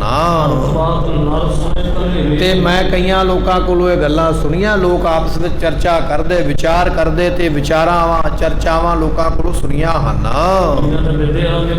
ਤੇ ਸਤਿਗੁਰੂ ਪਾਤਸ਼ਾਹ ਦੀ ਤੀਰ ਕਮਾਨ ਦੀ ਵਿਦਿਆ ਦੇ ਵਿੱਚ ਬੜੇ ਨਿਪੁੰਨ ਸੂਰਮੇ ਨੇ। ਇਹ ਵੀ ਸਿਫਤ ਮੈਂ ਸੁਣੀ ਹੈ, ਮਹਾਰਾਜ ਦੀ ਕਮਾਨ ਚੋਂ ਨਿਕਲਿਆ ਤੀਰ ਕਦੇ ਨਿਸ਼ਾਨੇ ਤੋਂ ਉਕਦਾ ਨਹੀਂ, ਭੁੱਲਦਾ ਨਹੀਂ, ਬਿਲਕੁਲ ਨਿਸ਼ਾਨੇ ਨੂੰ ਵਿੰਨ ਕੇ ਪਾਰ ਹੁੰਦਾ ਹੈ। ਮਹਾਰਾਜ ਜੀ ਸ਼ਸਤਰ ਵਿਦਿਆ ਦੇ ਬੜੇ ਅਭਿਆਸੀ ਔਰ ਤੀਰ ਦਾ ਮੁਕਾਬਲਾ ਤੇ ਉਹਨਾਂ ਦਾ ਕੋਈ ਕਰ ਨਹੀਂ ਸਕਦਾ। ਇਸ ਤਰ੍ਹਾਂ ਵਜ਼ੀਰ ਜਿਹੜਾ ਆਪਣੇ ਰਾਜੇ ਭੀਮ ਚੰਦ ਨੂੰ ਦੱਸਦਾ ਹੈ। ਤੇ ਸਤਿਗੁਰੂ ਪਾਤਸ਼ਾਹ ਮਹਾਰਾਜ ਜੀ ਆਪਣੇ ਹੱਥ ਵਿੱਚ ਬੜਾ ਭਾਰੀ ਭਰਕਮ ਜਿਹੜਾ ਕਠੋਰ ਤੀਰ ਕਮਾਨ ਹੈ ਨਾ, ਉਸ ਨੂੰ ਆਪਣੇ ਹੱਥ ਵਿੱਚ ਰੱਖਦੇ ਹਨ। ਕਹਿਣ ਲੱਗੇ ਵੀ ਸਤਿਗੁਰੂ ਪਾਤਸ਼ਾਹ ਮਹਾਰਾਜ ਜੀਆਂ ਦਾ ਤੀਰ ਜਿਹੜਾ ਨਾ, ਉਹਨੂੰ ਕੋਈ ਦੂਜਾ ਨਹੀਂ ਖਿੱਚ ਸਕਦਾ। ਔਰ ਗੁਰੂ ਪਾਤਸ਼ਾਹ ਜੀ ਕਹਿਣ ਲੱਗੇ ਵੀ ਆਮ ਧਨੁੱਖ ਨੂੰ ਚਲਾਉਣਾ ਪਸੰਦ ਨਹੀਂ ਕਰਦੇ। ਮਹਾਰਾਜ ਦਾ ਧਨੁੱਖ ਇੰਨਾ ਭਾਰਾ ਹੈ, ਇੰਨਾ ਕਰੜਾ, ਇੰਨਾ ਸਖਤ ਹੈ ਵੀ ਆਮ ਬੰਦੇ ਦੀ ਵੱਸ ਦੀ ਗੱਲ ਨਹੀਂ। ਦੋ ਬੰਦੇ ਇਕੱਠੇ ਜ਼ੋਰ ਲਾ ਲੈਣ ਤੇ ਉਹ ਕਮਾਨ ਦਾ ਚਿੱਲਾ ਨਹੀਂ ਚਾੜ ਸਕਦੇ। ਪਰ ਧੰਨ ਦਸਵੇਂ ਪਾਤਸ਼ਾਹ ਮਹਾਰਾਜ ਐਸੇ ਕਮਾਨ ਵਿੱਚੋਂ ਖਿੱਚ ਕੇ ਤੀਰ ਚਲਾਉਂਦੇ ਹਨ। ਉਹਨਾਂ ਦੇ ਨਾਲ ਬਹੁਤੇ ਸੂਰਮੇ ਜਦੋਂ ਕਿਤੇ ਜਾਂਦੇ ਤੇ ਨਾਲ ਹੁੰਦੇ ਹਨ। ਤੇ ਇਹ ਆਨੰਦਪੁਰ ਆਪਣੇ ਨੇੜੇ ਹੀ ਹੈ, ਆਪਣੀ ਰਿਆਸਤ ਵਿੱਚ ਹੀ ਉਹਨਾਂ ਨੇ ਜਗ੍ਹਾ ਖਰੀਦ ਕੇ ਤੇ ਇੱਥੇ ਉਹ ਵਾਸਾ ਕਰਦੇ ਹਨ। ਇਹਨਾਂ ਦੇ ਪਿਤਾ, ਹੁਣ ਵਜ਼ੀਰ ਨੂੰ ਸਾਰੀ ਖਬਰ ਹੈ, ਆਪਣੇ ਰਾਜੇ ਨੂੰ ਦੱਸਦਾ ਪਿਆ ਵੀ ਇਹਨਾਂ ਦੇ ਪਿਤਾ ਹੋਏ ਨੇ, ਨਾਮ ਹੈ ਗੁਰੂ ਤੇਗ ਬਹਾਦਰ, ਉਹਨਾਂ ਦਾ ਨਾਮ ਹੈ। ਤੇ ਉਹਨਾਂ ਨੇ ਇਹ ਜ਼ਮੀਨ ਖਰੀਦੀ ਹੈ, ਇਹ ਦੂਣ ਦੇ ਵਿੱਚੋਂ ਨਾ, ਇਥੋਂ ਪਹਾੜਾਂ ਦੇ ਵਿੱਚੋਂ ਹੇਠਾਂ ਨੀਵੀਂ ਥਾਂ, ਨਦੀਆਂ ਦੇ ਕਿਨਾਰੇ। ਖਾਦਰ ਤੋਂ ਭਾਵ ਹੁੰਦਾ ਹੈ ਜਿਹੜਾ ਮੈਦਾਨੀ ਪੱਧਰਾ ਇਲਾਕਾ ਹੋਵੇ, ਪਹਾੜਾਂ ਤੋਂ ਨੀਵਾਂ ਹੋਵੇ, ਨਦੀ ਦੇ ਕਿਨਾਰੇ। ਇਹ ਜਗ੍ਹਾ ਜਿਹੜੀ ਹੈ ਇਹਨਾਂ ਦੇ ਪਿਤਾ ਧੰਨ ਗੁਰੂ ਤੇਗ ਬਹਾਦਰ ਪਾਤਸ਼ਾਹ ਨੇ ਪੈਸੇ ਦੇ ਕੇ ਖਰੀਦੀ ਹੈ। ਤੇ ਇਹਨਾਂ ਨੇ ਲੋਕਾਂ ਨੂੰ ਕੀਤਾ ਇਕੱਠਿਆਂ ਤੇ ਆਪਣੀ ਧਰਤੀ ਖਰੀਦ ਕੇ ਤੇ ਆਪ ਇਹਨਾਂ ਨੇ ਇੱਥੇ ਸ਼ਹਿਰ ਵਸਾਇਆ ਹੈ। ਤੇ ਇਹਦੇ ਨੇੜੇ ਬੜੇ ਬੜੇ ਉੱਚੇ ਪਹਾੜ ਜਿਹੜੇ ਨੇ ਉਹ ਦਿਖਾਈ ਦਿੰਦੇ ਹਨ। ਇਹ ਗੁਰੂ ਤੇਗ ਬਹਾਦਰ ਪਾਤਸ਼ਾਹ ਦੇ ਪੁੱਤਰ ਨੇ। ਗੁਰੂ ਤੇਗ ਬਹਾਦਰ ਮਹਾਰਾਜ ਜੀਆਂ ਨੇ ਜ਼ਮੀਨ ਖਰੀਦੀ ਹੈ, ਨਗਰ ਵਸਾਇਆ ਤੇ ਉਸ ਨਗਰ ਵਿੱਚ ਰਹਿੰਦੇ ਹਨ। ਤੇ ਲੋਕ ਲੱਖਾਂ ਇਹਨਾਂ ਦੇ ਨਾਲ ਜੁੜੇ ਨੇ, ਭੀਮ ਚੰਦ ਰਾਜਨ, ਤੇ ਲੱਖਾਂ ਲੋਕ ਇਹਨਾਂ ਦੇ ਚਰਨਾਂ ਤੇ ਮੱਥਾ ਟੇਕਦੇ ਨੇ। ਐਸੇ ਇਹ ਪੂਜਨੀਕ ਗੁਰੂ ਹਨ। ਤੇ ਉਹ ਸ਼ਿਕਾਰ ਕਰਦੇ, ਮੈਂ ਸੁਣਿਆ ਵੀ ਕਦੇ ਕਦੇ ਆਪਣੀ ਮੌਜ ਦੇ ਨਾਲ ਉਹ ਸ਼ਿਕਾਰ ਕਰਨ ਵਾਸਤੇ ਜੰਗਲ ਵਿੱਚ ਜਾਂਦੇ ਹਨ। ਤੇ ਉਹ ਕਿਸੇ ਨੂੰ ਕਹਿੰਦੇ ਕੁਝ ਨਹੀਂ। ਵਜ਼ੀਰ ਸੱਚੀ ਗੱਲ ਹੀ ਦੱਸਦਾ ਪਿਆ ਵੀ ਆਖਦੇ ਕਿਸੇ ਨੂੰ ਕੁਝ ਨਹੀਂ, ਆਪਣੀ ਮਰਜ਼ੀ ਦਾ ਸ਼ਿਕਾਰ ਕਰਦੇ ਤੇ ਫਿਰ ਵਾਪਸ ਆਪਣੇ ਘਰੇ, ਆਪਣੇ ਨਗਰ, ਆਪਣੇ ਸ਼ਹਿਰ ਚਲੇ ਜਾਂਦੇ ਹਨ। ਤੇ ਮੈਨੂੰ ਅੱਜ ਪਤਾ ਲੱਗਿਆ, ਆ ਜਿਹੜੀ ਤੁਸੀਂ ਮੈਨੂੰ ਅੱਜ ਦੀ ਘਟਨਾ ਪੁੱਛੀ ਪੁੱਛੀ ਹੈ ਨਾ ਵੀ ਨਗਾਰਾ ਕਿਉਂ ਵੱਜਦਾ, ਕਿੱਥੇ ਵੱਜਦਾ, ਤੇ ਅੱਜ ਇੱਕ ਅਨੰਦਪੁਰ ਸਾਹਿਬ ਤੋਂ ਬੰਦਾ ਆਇਆ, ਹੋ ਸਕਦਾ ਉਹ ਰਾਜਿਆਂ ਦਾ ਕੋਈ ਸੂਈਆ ਹੀ ਹੋਵੇ, ਖਬਰੀ ਹੋਵੇ, ਤੇ ਕੋਈ ਐਸਾ ਵਿਅਕਤੀ ਆਇਆ ਤੇ ਉਹਨੇ ਜਿਵੇਂ ਜਿਵੇਂ ਅਨੰਦਪੁਰ ਸਾਹਿਬ ਦੇ ਵਿੱਚ ਵੇਖਿਆ ਉਹਨੇ ਸਾਰੀ ਗੱਲ ਮੈਨੂੰ ਦੱਸੀ ਹੈ। ਤੇ ਉਸਨੇ ਮੈਨੂੰ ਇੱਕ ਗੱਲ ਸੁਣਾਈ ਹੈ, ਉਹ ਗੱਲ ਇਹ ਹੈ ਜਿਹੜੀ ਮੈਂ ਤੁਹਾਨੂੰ ਦੱਸਣ ਲੱਗਾ ਹਾਂ। ਉਸ ਵਿਅਕਤੀ ਨੇ ਦੱਸਿਆ ਵੀ ਮਹਾਰਾਜ ਨੇ ਬੜਾ ਵੱਡਾ ਇੱਕ ਨਗਾਰਾ ਤਿਆਰ ਕਰਵਾਇਆ। ਜਿਹੜੇ ਬਾਦਸ਼ਾਹ ਲੋਕ ਹੁੰਦੇ ਨੇ ਇਹਨਾਂ ਦੇ ਖਬਰੀ ਹੁੰਦੇ, ਸੂਈਏ ਹੁੰਦੇ, CID ਕਰਨ ਵਾਲੇ, ਆਸੇ ਪਾਸੇ ਕੀ ਚੱਲਦਾ, ਪ੍ਰਜਾ ਵਿੱਚ ਕੀ ਚੱਲਦਾ ਪਿਆ, ਗੁਆਂਢੀ ਰਾਜੇ ਕੀ ਕਰਦੇ ਪਏ, ਰਾਜ ਵਿੱਚ ਕਿੱਥੇ ਕੀ ਹੁੰਦਾ ਪਿਆ, ਉਹ ਸਾਰੀਆਂ ਖਬਰਾਂ ਲਿਆ ਕੇ ਬਾਦਸ਼ਾਹਾਂ ਨੂੰ ਦਿੰਦੇ। ਐਸਾ ਕੋਈ ਸੂਈਆ ਅਨੰਦਪੁਰ ਸਾਹਿਬ ਆਇਆ ਤੇ ਉਹਨੇ ਵੇਖਿਆ ਵੀ ਮਹਾਰਾਜ ਨੇ ਇਹ ਬੜਾ ਵੱਡਾ ਨਗਾਰਾ ਕਢਵਾਇਆ, ਬਣਵਾਇਆ, ਤਿਆਰ ਕਰਵਾਇਆ। ਉਹਨੇ ਆ ਕੇ ਦੱਸਿਆ ਵੀ ਬੜਾ ਵੱਡਾ ਨਗਾਰਾ ਇਹਨਾਂ ਦੇ ਕੋਲ ਹੈ, ਤੇ ਲੱਗਦਾ ਵੀ ਉਹ ਵੱਡਾ ਨਗਾਰਾ ਘੋੜੇ ਘਾੜੇ ਤੇ ਕਿਤੇ ਬਣਾ ਕੇ ਤੇ ਲੱਗਦਾ ਵੀ ਆਪਣੇ ਇਲਾਕੇ ਵਿੱਚ ਸ਼ਿਕਾਰ ਖੇਡਣ ਵਾਸਤੇ ਆਏ ਹਨ। ਇੱਧਰ ਹੋਰ ਕੋਈ ਨਗਾਰਾ ਨਹੀਂ ਵਜਾ ਸਕਦਾ। ਇਸ ਪਾਸੇ ਨਾ ਜਿਹੜੇ ਪਾਸਿਓਂ ਆਵਾਜ਼ ਆਉਂਦੀ ਹੈ ਬਾਦਸ਼ਾਹ, ਇੱਧਰ ਆਪਣਾ ਕੋਈ ਦੁਸ਼ਮਣ ਹੈ ਹੀ ਨਹੀਂ, ਅਤੇ ਨਾ ਹੀ ਇਸ ਪਾਸੇ ਕੋਈ ਦੂਜਾ ਬੰਦਾ, ਕੋਈ ਵਿਅਕਤੀ ਨਗਾਰਾ ਵਜਾ ਸਕਦਾ ਹੈ। ਉਹ ਨਗਾਰਾ ਵਜਾਉਂਦੇ ਆਪਣੀ ਮਰਜ਼ੀ ਦੇ ਨਾਲ ਤੇ ਵਿਚਰਦੇ ਨੇ, ਆਪਾਂ ਨੂੰ ਉਹਨਾਂ ਤੋਂ ਖਤਰਾ ਕੋਈ ਨਹੀਂ ਹੈ। ਜਿਹੜੀ ਗੱਦੀ ਤੇ ਉਹ ਬੈਠੇ ਨੇ ਨਾ ਰਾਜਨ, ਉਹ ਗੱਦੀ ਬੜੀ ਕਰਾਮਾਤੀ ਗੱਦੀ ਹੈ, ਐਵੇਂ ਨਹੀਂ ਉਹਨਾਂ ਦੀ ਗੱਦੀ। ਜਿਸ ਗੱਦੀ ਤਖਤ ਤੇ ਬੈਠੇ ਨੇ ਉਹਨਾਂ ਦੀ ਗੱਦੀ ਗੁਰਤਾ ਗੱਦੀ ਜਿਹੜੀ ਹੈ ਬਹੁਤ ਜ਼ਿਆਦੀ ਕਹਿ ਲਈਏ ਕਰਾਮਾਤੀ ਹੈ, ਬੜੀਆਂ ਕਰਾਮਾਤਾਂ ਉਹਨਾਂ ਦੇ ਕੋਲ ਹਨ। ਤੇ ਕਹਿਣ ਲੱਗੇ ਵੀ ਇਹਨਾਂ ਦੇ ਨਾਲ ਨਾ ਪਾਤਸ਼ਾਹਾਂ ਨੇ ਵੀ ਬੜਾ ਝਗੜਾ ਕੀਤਾ, ਬਾਦਸ਼ਾਹ ਜਹਾਂਗੀਰ ਨੇ ਵੈਰ ਕੀਤਾ, ਬਾਦਸ਼ਾਹ ਸ਼ਾਹਜਹਾਨ ਨੇ ਵੈਰ ਕੀਤਾ, ਇਸੇ ਤਰ੍ਹਾਂ ਬਾਦਸ਼ਾਹ ਔਰੰਗਜ਼ੇਬ ਵਰਗੇ ਵੀ ਇਹਨਾਂ ਨਾਲ ਵੈਰ ਕਰਦੇ, ਕਈ ਤਰ੍ਹਾਂ ਦੇ ਝਗੜੇ ਕਰਦੇ ਹਨ। ਤੇ ਇਹਨਾਂ ਦਾ ਜਨਮ ਕਿੱਥੇ ਹੋਇਆ? ਪੂਰੀ ਜਨਮ ਕੁੰਡਲੀ ਕੱਢ ਕੇ ਬੈਠਾ ਵਜ਼ੀਰ, ਪੂਰੀ ਉਹਨੂੰ ਖਬਰ ਹੈ ਮਹਾਰਾਜ ਜੀਆਂ ਦੀ। ਕਹਿਣ ਲੱਗਾ ਵੀ ਇਹ ਧੰਨ ਗੋਬਿੰਦ ਰਾਏ ਸਾਹਿਬ ਜੀਆਂ ਦਾ ਜਨਮ ਪੂਰਬ ਦੇ ਵਿੱਚ ਹੋਇਆ, ਹਿੰਦੁਸਤਾਨ ਦੇ ਪੂਰਬ ਵਾਲੀ ਦਿਸ਼ਾ ਵਿੱਚ ਇਹਨਾਂ ਨੇ ਅਵਤਾਰ ਲਿਆ ਹੈ, ਤੇ ਉੱਥੇ ਹੀ ਇਹ ਪਲੇ ਨੇ, ਵੱਡੇ ਨੇ, ਤੇ ਇਹਨਾਂ ਦਾ ਜਨਮ ਪਟਨਾ ਸਾਹਿਬ ਦੀ ਧਰਤੀ ਤੇ ਉੱਥੇ ਹੀ ਪਲ ਕੇ ਜਦੋਂ ਵੱਡੇ ਹੋਏ ਨਾ, ਆਪਣੇ ਆਪ ਦੀ ਸਰੀਰ ਦੀ ਖਬਰ ਰੱਖਣ ਲੱਗ ਪਏ। ਉਸ ਵੇਲੇ ਜਦੋਂ ਇਹ ਜਵਾਨ ਹੋਏ ਹਨ ਤੇ ਇਹ ਫਿਰ ਉਥੋਂ ਪਟਨਾ ਸਾਹਿਬ ਤੋਂ ਚੱਲ ਕੇ ਤੇ ਆਪਣੇ ਪਿਤਾ ਦੇ ਨਗਰ ਅਨੰਦਪੁਰ ਸਾਹਿਬ ਦੇ ਵਿੱਚ ਆ ਕੇ ਬਰਾਜੇ ਹਨ। ਤੇ ਇਹਨਾਂ ਦੇ ਦਰਸ਼ਨ ਕਰਨ ਵਾਸਤੇ ਬੜੇ ਰਾਜੇ ਵੀ ਆਉਂਦੇ ਨੇ ਜਨਾਬ। ਆਪਣੇ ਤੇ ਰਿਆਸਤ ਵਿੱਚ ਇਹਨਾਂ ਨੇ ਸ਼ਹਿਰ ਵਸਾਇਆ ਨਾ, ਪਰ ਇਹਨਾਂ ਦੇ ਦਰਸ਼ਨ ਕਰਨ ਵਾਸਤੇ ਦੂਰੋਂ ਤੇ ਨੇੜਿਓਂ ਕਈ ਰਾਜੇ ਚੱਲ ਕੇ ਆਉਂਦੇ ਹਨ। ਕਿਸੇ ਸੂਈਏ ਨੇ ਪੂਰੀ ਖਬਰ ਦਿੱਤੀ ਹੈ ਵਜ਼ੀਰ ਨੂੰ। ਵਜ਼ੀਰ ਦੱਸਦਾ ਪਿਆ ਵੀ ਮੈਨੂੰ ਪਤਾ ਲੱਗਾ ਵੀ ਥੋੜੇ ਦਿਨ ਇਹਨਾਂ ਦੇ ਕੋਲ ਅਨੰਦਪੁਰ ਸਾਹਿਬ ਦੇ ਵਿੱਚ ਇੱਕ ਅਸਾਮ ਦਾ ਰਾਜਾ ਚੱਲ ਕੇ ਆਇਆ ਸੀ ਇਹਨਾਂ ਦੇ ਦਰਸ਼ਨ ਕਰਨ ਵਾਸਤੇ। ਮੈਂ ਪੂਰੀ ਇਹਨਾਂ ਤੇ ਅੱਖ ਰੱਖੀ ਹੋਈ ਹੈ ਤੇ ਮੈਨੂੰ ਕੱਲੀ ਖਬਰ ਇਹਨਾਂ ਦੀ ਮਿਲਦੀ ਰਹਿੰਦੀ ਹੈ ਕਿ ਥੋੜੇ ਦਿਨ ਪਹਿਲਾਂ ਇੱਕ ਅਸਾਮ ਦਾ ਰਾਜਾ ਇਹਨਾਂ ਨੂੰ ਮਿਲਣ ਵਾਸਤੇ ਆਇਆ ਹੈ। ਤੇ ਉਹ ਜਿਹੜਾ ਰਾਜਾ ਹੈ ਨਾ ਭੀਮ ਚੰਦ ਜੀ, ਉਹ ਬੜੀਆਂ ਬਾ ਕਮਾਲ ਵਸਤੂਆਂ ਲੈ ਕੇ ਆਇਆ, ਤੋਹਫੇ ਲੈ ਕੇ ਆਇਆ ਨਾ ਮਹਾਰਾਜ ਵਾਸਤੇ। ਅਸਾਮ ਦਾ ਰਾਜਾ ਉਹ ਤੋਹਫੇ ਬੜੇ ਬਾ ਕਮਾਲ, ਬਹੁਤੇ ਮਹਿੰਗੇ, ਬੜੇ ਕੀਮਤੀ ਸਤਿਗੁਰਾਂ ਵਾਸਤੇ ਲੈ ਕੇ ਆਇਆ ਹੈ। ਉਸ ਵੇਲੇ ਪੁੱਛਿਆ ਭੀਮ ਚੰਦ ਰਾਜੇ ਨੇ, ਕਹਿਣ ਲੱਗਾ ਵੀ ਇਹੋ ਜਿਹਾ ਕਿਹੜਾ ਤੋਹਫਾ ਵੀ ਜਿਹੜਾ ਸਤਿਗੁਰਾਂ ਵਾਸਤੇ ਬੜਾ ਵਿਸ਼ੇਸ਼ ਲਿਆਇਆ? ਤੇ ਦੱਸਦਾ ਪਿਆ ਵਜ਼ੀਰ, ਕਹਿਣ ਲੱਗਾ ਵੀ ਇੱਕ ਤੇ ਮੈਂ ਸੁਣਿਆ ਵੀ ਪੰਚ ਕਲਾ ਉਹ ਸ਼ਸਤਰ ਲੈ ਕੇ ਆਇਆ। ਸ਼ਸਤਰ ਇੱਕ ਹੀ ਹੈ, ਉਹਦੇ ਉੱਪਰ ਬਟਨ ਲੱਗੇ ਹੋਏ ਨੇ, ਜਦੋਂ ਉਹਦਾ ਬਟਨ ਦਬਾਈਦਾ ਉਹ ਕਦੇ ਤਲਵਾਰ ਬਣ ਜਾਂਦਾ, ਕਦੇ ਪਿਸਤੌਲ ਬਣ ਜਾਂਦਾ, ਕਦੇ ਬਰਛੀ ਬਣ ਜਾਂਦਾ, ਕਦੇ ਕਟਾਰ ਬਣ ਜਾਂਦਾ। ਇਹੋ ਜਿਹਾ ਅਦਭੁਤ ਗਿਫਟ ਇੱਕ ਰਾਜੇ ਨੇ ਮਹਾਰਾਜ ਨੂੰ ਦਿੱਤਾ। ਔਰ ਇਸੇ ਤਰ੍ਹਾਂ ਇੱਕ ਬੜਾ ਸੋਹਣਾ ਹਾਥੀ, ਨਾਮ ਇਹਨਾਂ ਨੇ ਰੱਖਿਆ ਪ੍ਰਸਾਦੀ ਹਾਥੀ, ਬੜਾ ਹੀ ਚੰਗਾ ਤੇ ਬੜਾ ਸਿਆਣਾ ਹਾਥੀ ਹੈ। ਕਦੇ ਸੀਸ ਤੇ ਚੌਰ ਕਰਦਾ, ਕਦੇ ਜੂੜਾ ਝਾੜਦਾ, ਕਦੇ ਤੀਰ ਚੁੱਕ ਕੇ ਲਿਆਉਂਦਾ, ਐਸੀਆਂ ਸੇਵਾਵਾਂ ਉਹ ਹਾਥੀ ਕਰਦਾ। ਐਸਾ ਸੁੰਦਰ ਉਹਨਾਂ ਦੇ ਕੋਲ ਇੱਕ ਹਾਥੀ ਹੈ। ਤੇ 5 ਘੋੜੇ ਅਸਾਮ ਦੇ ਰਾਜੇ ਨੇ ਭੇਟ ਕੀਤੇ ਤੇ ਬਹੁਤੀ ਮਾਇਆ ਦਾ ਮੱਥਾ ਵੀ ਨਾਲ ਟੇਕਿਆ ਹੈ। ਇੰਨੀ ਦੂਰੋਂ ਇਹਨਾਂ ਦੇ ਦਰਸ਼ਨ ਕਰਨ ਵਾਸਤੇ। ਉਹਨੂੰ ਵੇਖੋ ਵੀ ਅਸਾਮ ਕਿੰਨੀ ਦੂਰ ਹੈ, ਇੰਨੀ ਦੂਰੋਂ ਉਹ ਰਾਜੇ ਜਿਹੜੇ ਨੇ ਇਹਨਾਂ ਦੇ ਦਰਸ਼ਨ ਕਰਨ ਵਾਸਤੇ ਆਉਂਦੇ ਹਨ। ਭਾਵੇਂ ਕੋਈ ਰਾਜਾ ਹੈ ਤੇ ਭਾਵੇਂ ਕੋਈ ਕੰਗਾਲ ਹੈ, ਇਹਨਾਂ ਦੇ ਦਰਸ਼ਨਾਂ ਨੂੰ ਸਾਰੇ ਚਾਹੁੰਦੇ ਹਨ। ਪਰ ਰਾਜਨ ਇਹ ਆਪਣੇ ਨੇੜੇ ਹੀ ਰਹਿੰਦੇ ਨੇ ਤੇ ਆਪਣੇ ਕੋਲ ਹੀ ਰਹਿੰਦੇ ਨੇ। ਪਰ ਇਹਨਾਂ ਦੇ ਦਰਸ਼ਨ ਤੇ ਦੂਰੋਂ ਲੋਕ ਕਰਦੇ ਹਨ। ਇਹਨਾਂ ਦਾ ਦਰਸ਼ਨ ਕਰਨ ਦਾ ਬੜਾ ਵੱਡਾ ਫਲ ਹੈ। ਵਜ਼ੀਰ ਪ੍ਰੇਰਦਾ ਪਿਆ ਵੀ ਬਾਦਸ਼ਾਹ ਸਤਿਗੁਰਾਂ ਨੂੰ ਮਿਲਣ ਵਾਸਤੇ ਤਿਆਰ ਹੋਵੇ। ਕਹਿਣ ਲੱਗਾ ਵੇਖੋ ਜੀ, ਅਸਾਮ ਦਾ ਰਾਜਾ ਇੰਨੀ ਦੂਰੋਂ ਆ ਕੇ ਦਰਸ਼ਨ ਕਰ ਸਕਦਾ, ਆਪਾਂ ਨੇੜੇ ਬੈਠੇ ਆਪਾਂ ਕਿਉਂ ਨਹੀਂ ਕਰਦੇ ਪਏ? ਇਹਨਾਂ ਦੇ ਦਰਸ਼ਨਾਂ ਦਾ ਬੜਾ ਵੱਡਾ ਫਲ ਹੈ, ਆਪਾਂ ਨੂੰ ਇਹ ਦਰਸ਼ਨ ਕਰਨੇ ਚਾਹੀਦੇ ਹਨ। ਤੇ ਕਿਉਂ ਨਹੀਂ ਤੁਸੀਂ ਚਾਹੁੰਦੇ? ਆਪਾਂ ਨੂੰ ਵੀ ਮਿਲਾਪ ਕਰਨਾ ਚਾਹੀਦਾ ਨਾ। ਗੁਰੂ ਪੀਰ ਤੇ ਸਾਰਿਆਂ ਦੇ ਸਾਂਝੇ ਹੁੰਦੇ ਨਾ, ਆਪਾਂ ਨੇੜੇ ਬੈਠੇ ਆ ਤੇ ਆਪਾਂ ਮਹਾਰਾਜ ਦੇ ਦਰਸ਼ਨ ਕਰੀਏ। ਤੇ ਸਤਿਗੁਰੂ ਪਾਤਸ਼ਾਹ ਮਹਾਰਾਜ ਦੀਆਂ ਦੇ ਵਾਸਤੇ ਸੋਹਣੀਆਂ ਵਸਤੂਆਂ ਜਿਹੜੀਆਂ ਨੇ ਉਹ ਲੈ ਕੇ ਚੱਲੀਏ ਤੇ ਮਹਾਰਾਜ ਦੇ ਦਿਦਾਰੇ ਕਰੀਏ। ਤੇ ਮੈਂ ਸੁਣਿਆ ਵੀ ਗੁਰੂ ਗੋਬਿੰਦ ਰਾਏ ਸਾਹਿਬ ਜੀਆਂ ਦੀ ਤਾਰੀਫ ਬੜੇ ਲੋਕ ਕਰਦੇ ਨੇ।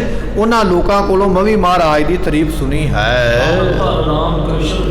ਲੋਕ ਆਖਦੇ ਨੇ ਵੀ ਰਾਮ ਜੀ ਅਵਤਾਰ ਲੈ ਕੇ ਗੋਬਿੰਦ ਰਾਏ ਦੇ ਰੂਪ ਵਿੱਚ ਆਏ ਨੇ। ਕੋਈ ਆਖਦਾ ਜੀ ਕ੍ਰਿਸ਼ਨ ਜੀ ਅਵਤਾਰ ਲੈ ਕੇ ਗੋਬਿੰਦ ਰਾਏ ਦੇ ਰੂਪ ਵਿੱਚ ਆਏ ਨੇ। ਦੁਨੀਆ ਦੇ ਲੋਕ ਇਹਨਾਂ ਦੀ ਤੁਲਨਾ ਜਿਹੜੀ ਹੈ ਨਾ ਪਹਿਲੇ ਯੁੱਗਾਂ ਦੇ ਅਵਤਾਰਾਂ ਦੇ ਨਾਲ ਕਰਦੇ ਨੇ। ਐਸਾ ਇਹਨਾਂ ਦਾ ਸੁੰਦਰ ਸਰੀਰ ਤੇ ਚੰਗਾ ਸੁਭਾਅ ਹੈ। ਤੇ ਸਤਿਗੁਰੂ ਪਾਤਸ਼ਾਹ ਬੜੇ ਸੁੰਦਰ ਤੇ ਬਹੁਤ ਸੋਹਣਾ ਇਹਨਾਂ ਦਾ ਮੁਖ ਹੈ। ਤੇ ਸਤਿਗੁਰੂ ਪਾਤਸ਼ਾਹ ਮਹਾਰਾਜ ਜੀਆਂ ਦੇ ਨੇਤਰ ਜਿਹੜੇ ਨੇ ਕਮਲ ਫੁੱਲ ਦੇ ਵਾਂਗ ਬਹੁਤੇ ਸੋਹਣੇ ਹਨ। ਇੱਕ ਤੇ ਹਨ ਇਹ ਗੁਰੂ। ਉਹਨੇ ਪੁੱਛਿਆ ਰਾਜੇ ਨੇ ਵੀ ਚਲੋ ਠੀਕ ਹੈ, ਸੋਹਣੇ ਹੋਣਗੇ, ਚੰਗੇ ਹੋਣਗੇ, ਬੜੀ ਵਧੀਆ ਗੱਲ ਹੈ, ਪਰ ਦਰਸ਼ਨ ਕਰਨ ਜਾਣ ਦਾ ਵੀ ਕੋਈ ਕਾਰਨ ਹੋਣਾ ਚਾਹੀਦਾ ਨਾ। ਤੇ ਵਜ਼ੀਰ ਦੱਸਦਾ ਪਿਆ ਵੀ ਦਰਸ਼ਨ ਕਰਨ ਦਾ ਇੱਕ ਕਾਰਨ ਤੇ ਹੈ ਵੀ ਇਹ ਪੂਜਨੀਕ ਗੁਰੂ ਨੇ ਤੇ ਗੁਰੂ ਦਾ ਦਰਸ਼ਨ ਕਰਨਾ ਚਾਹੀਦਾ, ਸਾਧੂ ਦਾ ਦਰਸ਼ਨ ਕਰਨਾ ਚਾਹੀਦਾ। ਇੱਕ ਤੋਂ ਗੁਰ ਪੂਜਵੇ ਥਾਨ, ਇੱਕ ਤੇ ਗੁਰੂ ਨੇ ਪੂਜਣ ਵਾਲੀ ਜਗ੍ਹਾ ਤੇ ਤਾਂ ਮੈਂ ਕਹਿੰਦਾ ਵੀ ਆਪਾਂ ਦਰਸ਼ਨ ਕਰੀਏ। ਤੇ ਦੂਜੀ ਗੱਲ ਹੈ ਵੀ ਸੂਰਮੇ ਨੇ ਵੀ, ਹੁਣ ਸੂਰਮੇ ਨੂੰ ਵੀ ਤੇ ਮਿਲਣਾ ਚਾਹੀਦਾ ਨਾ। ਸੂਰਮਿਆਂ ਦੇ ਦਰਸ਼ਨ ਕਰਨੇ ਚਾਹੀਦੇ, ਮੇਲ ਮਿਲਾਪ ਕਰਨਾ ਚਾਹੀਦਾ। ਸੂਰਮਿਆਂ ਤੋਂ ਸੂਰਮਤਾਈ ਵਾਲੀਆਂ ਗੱਲਾਂ ਤੇ ਗੁਣ ਮਿਲਦੇ ਨੇ।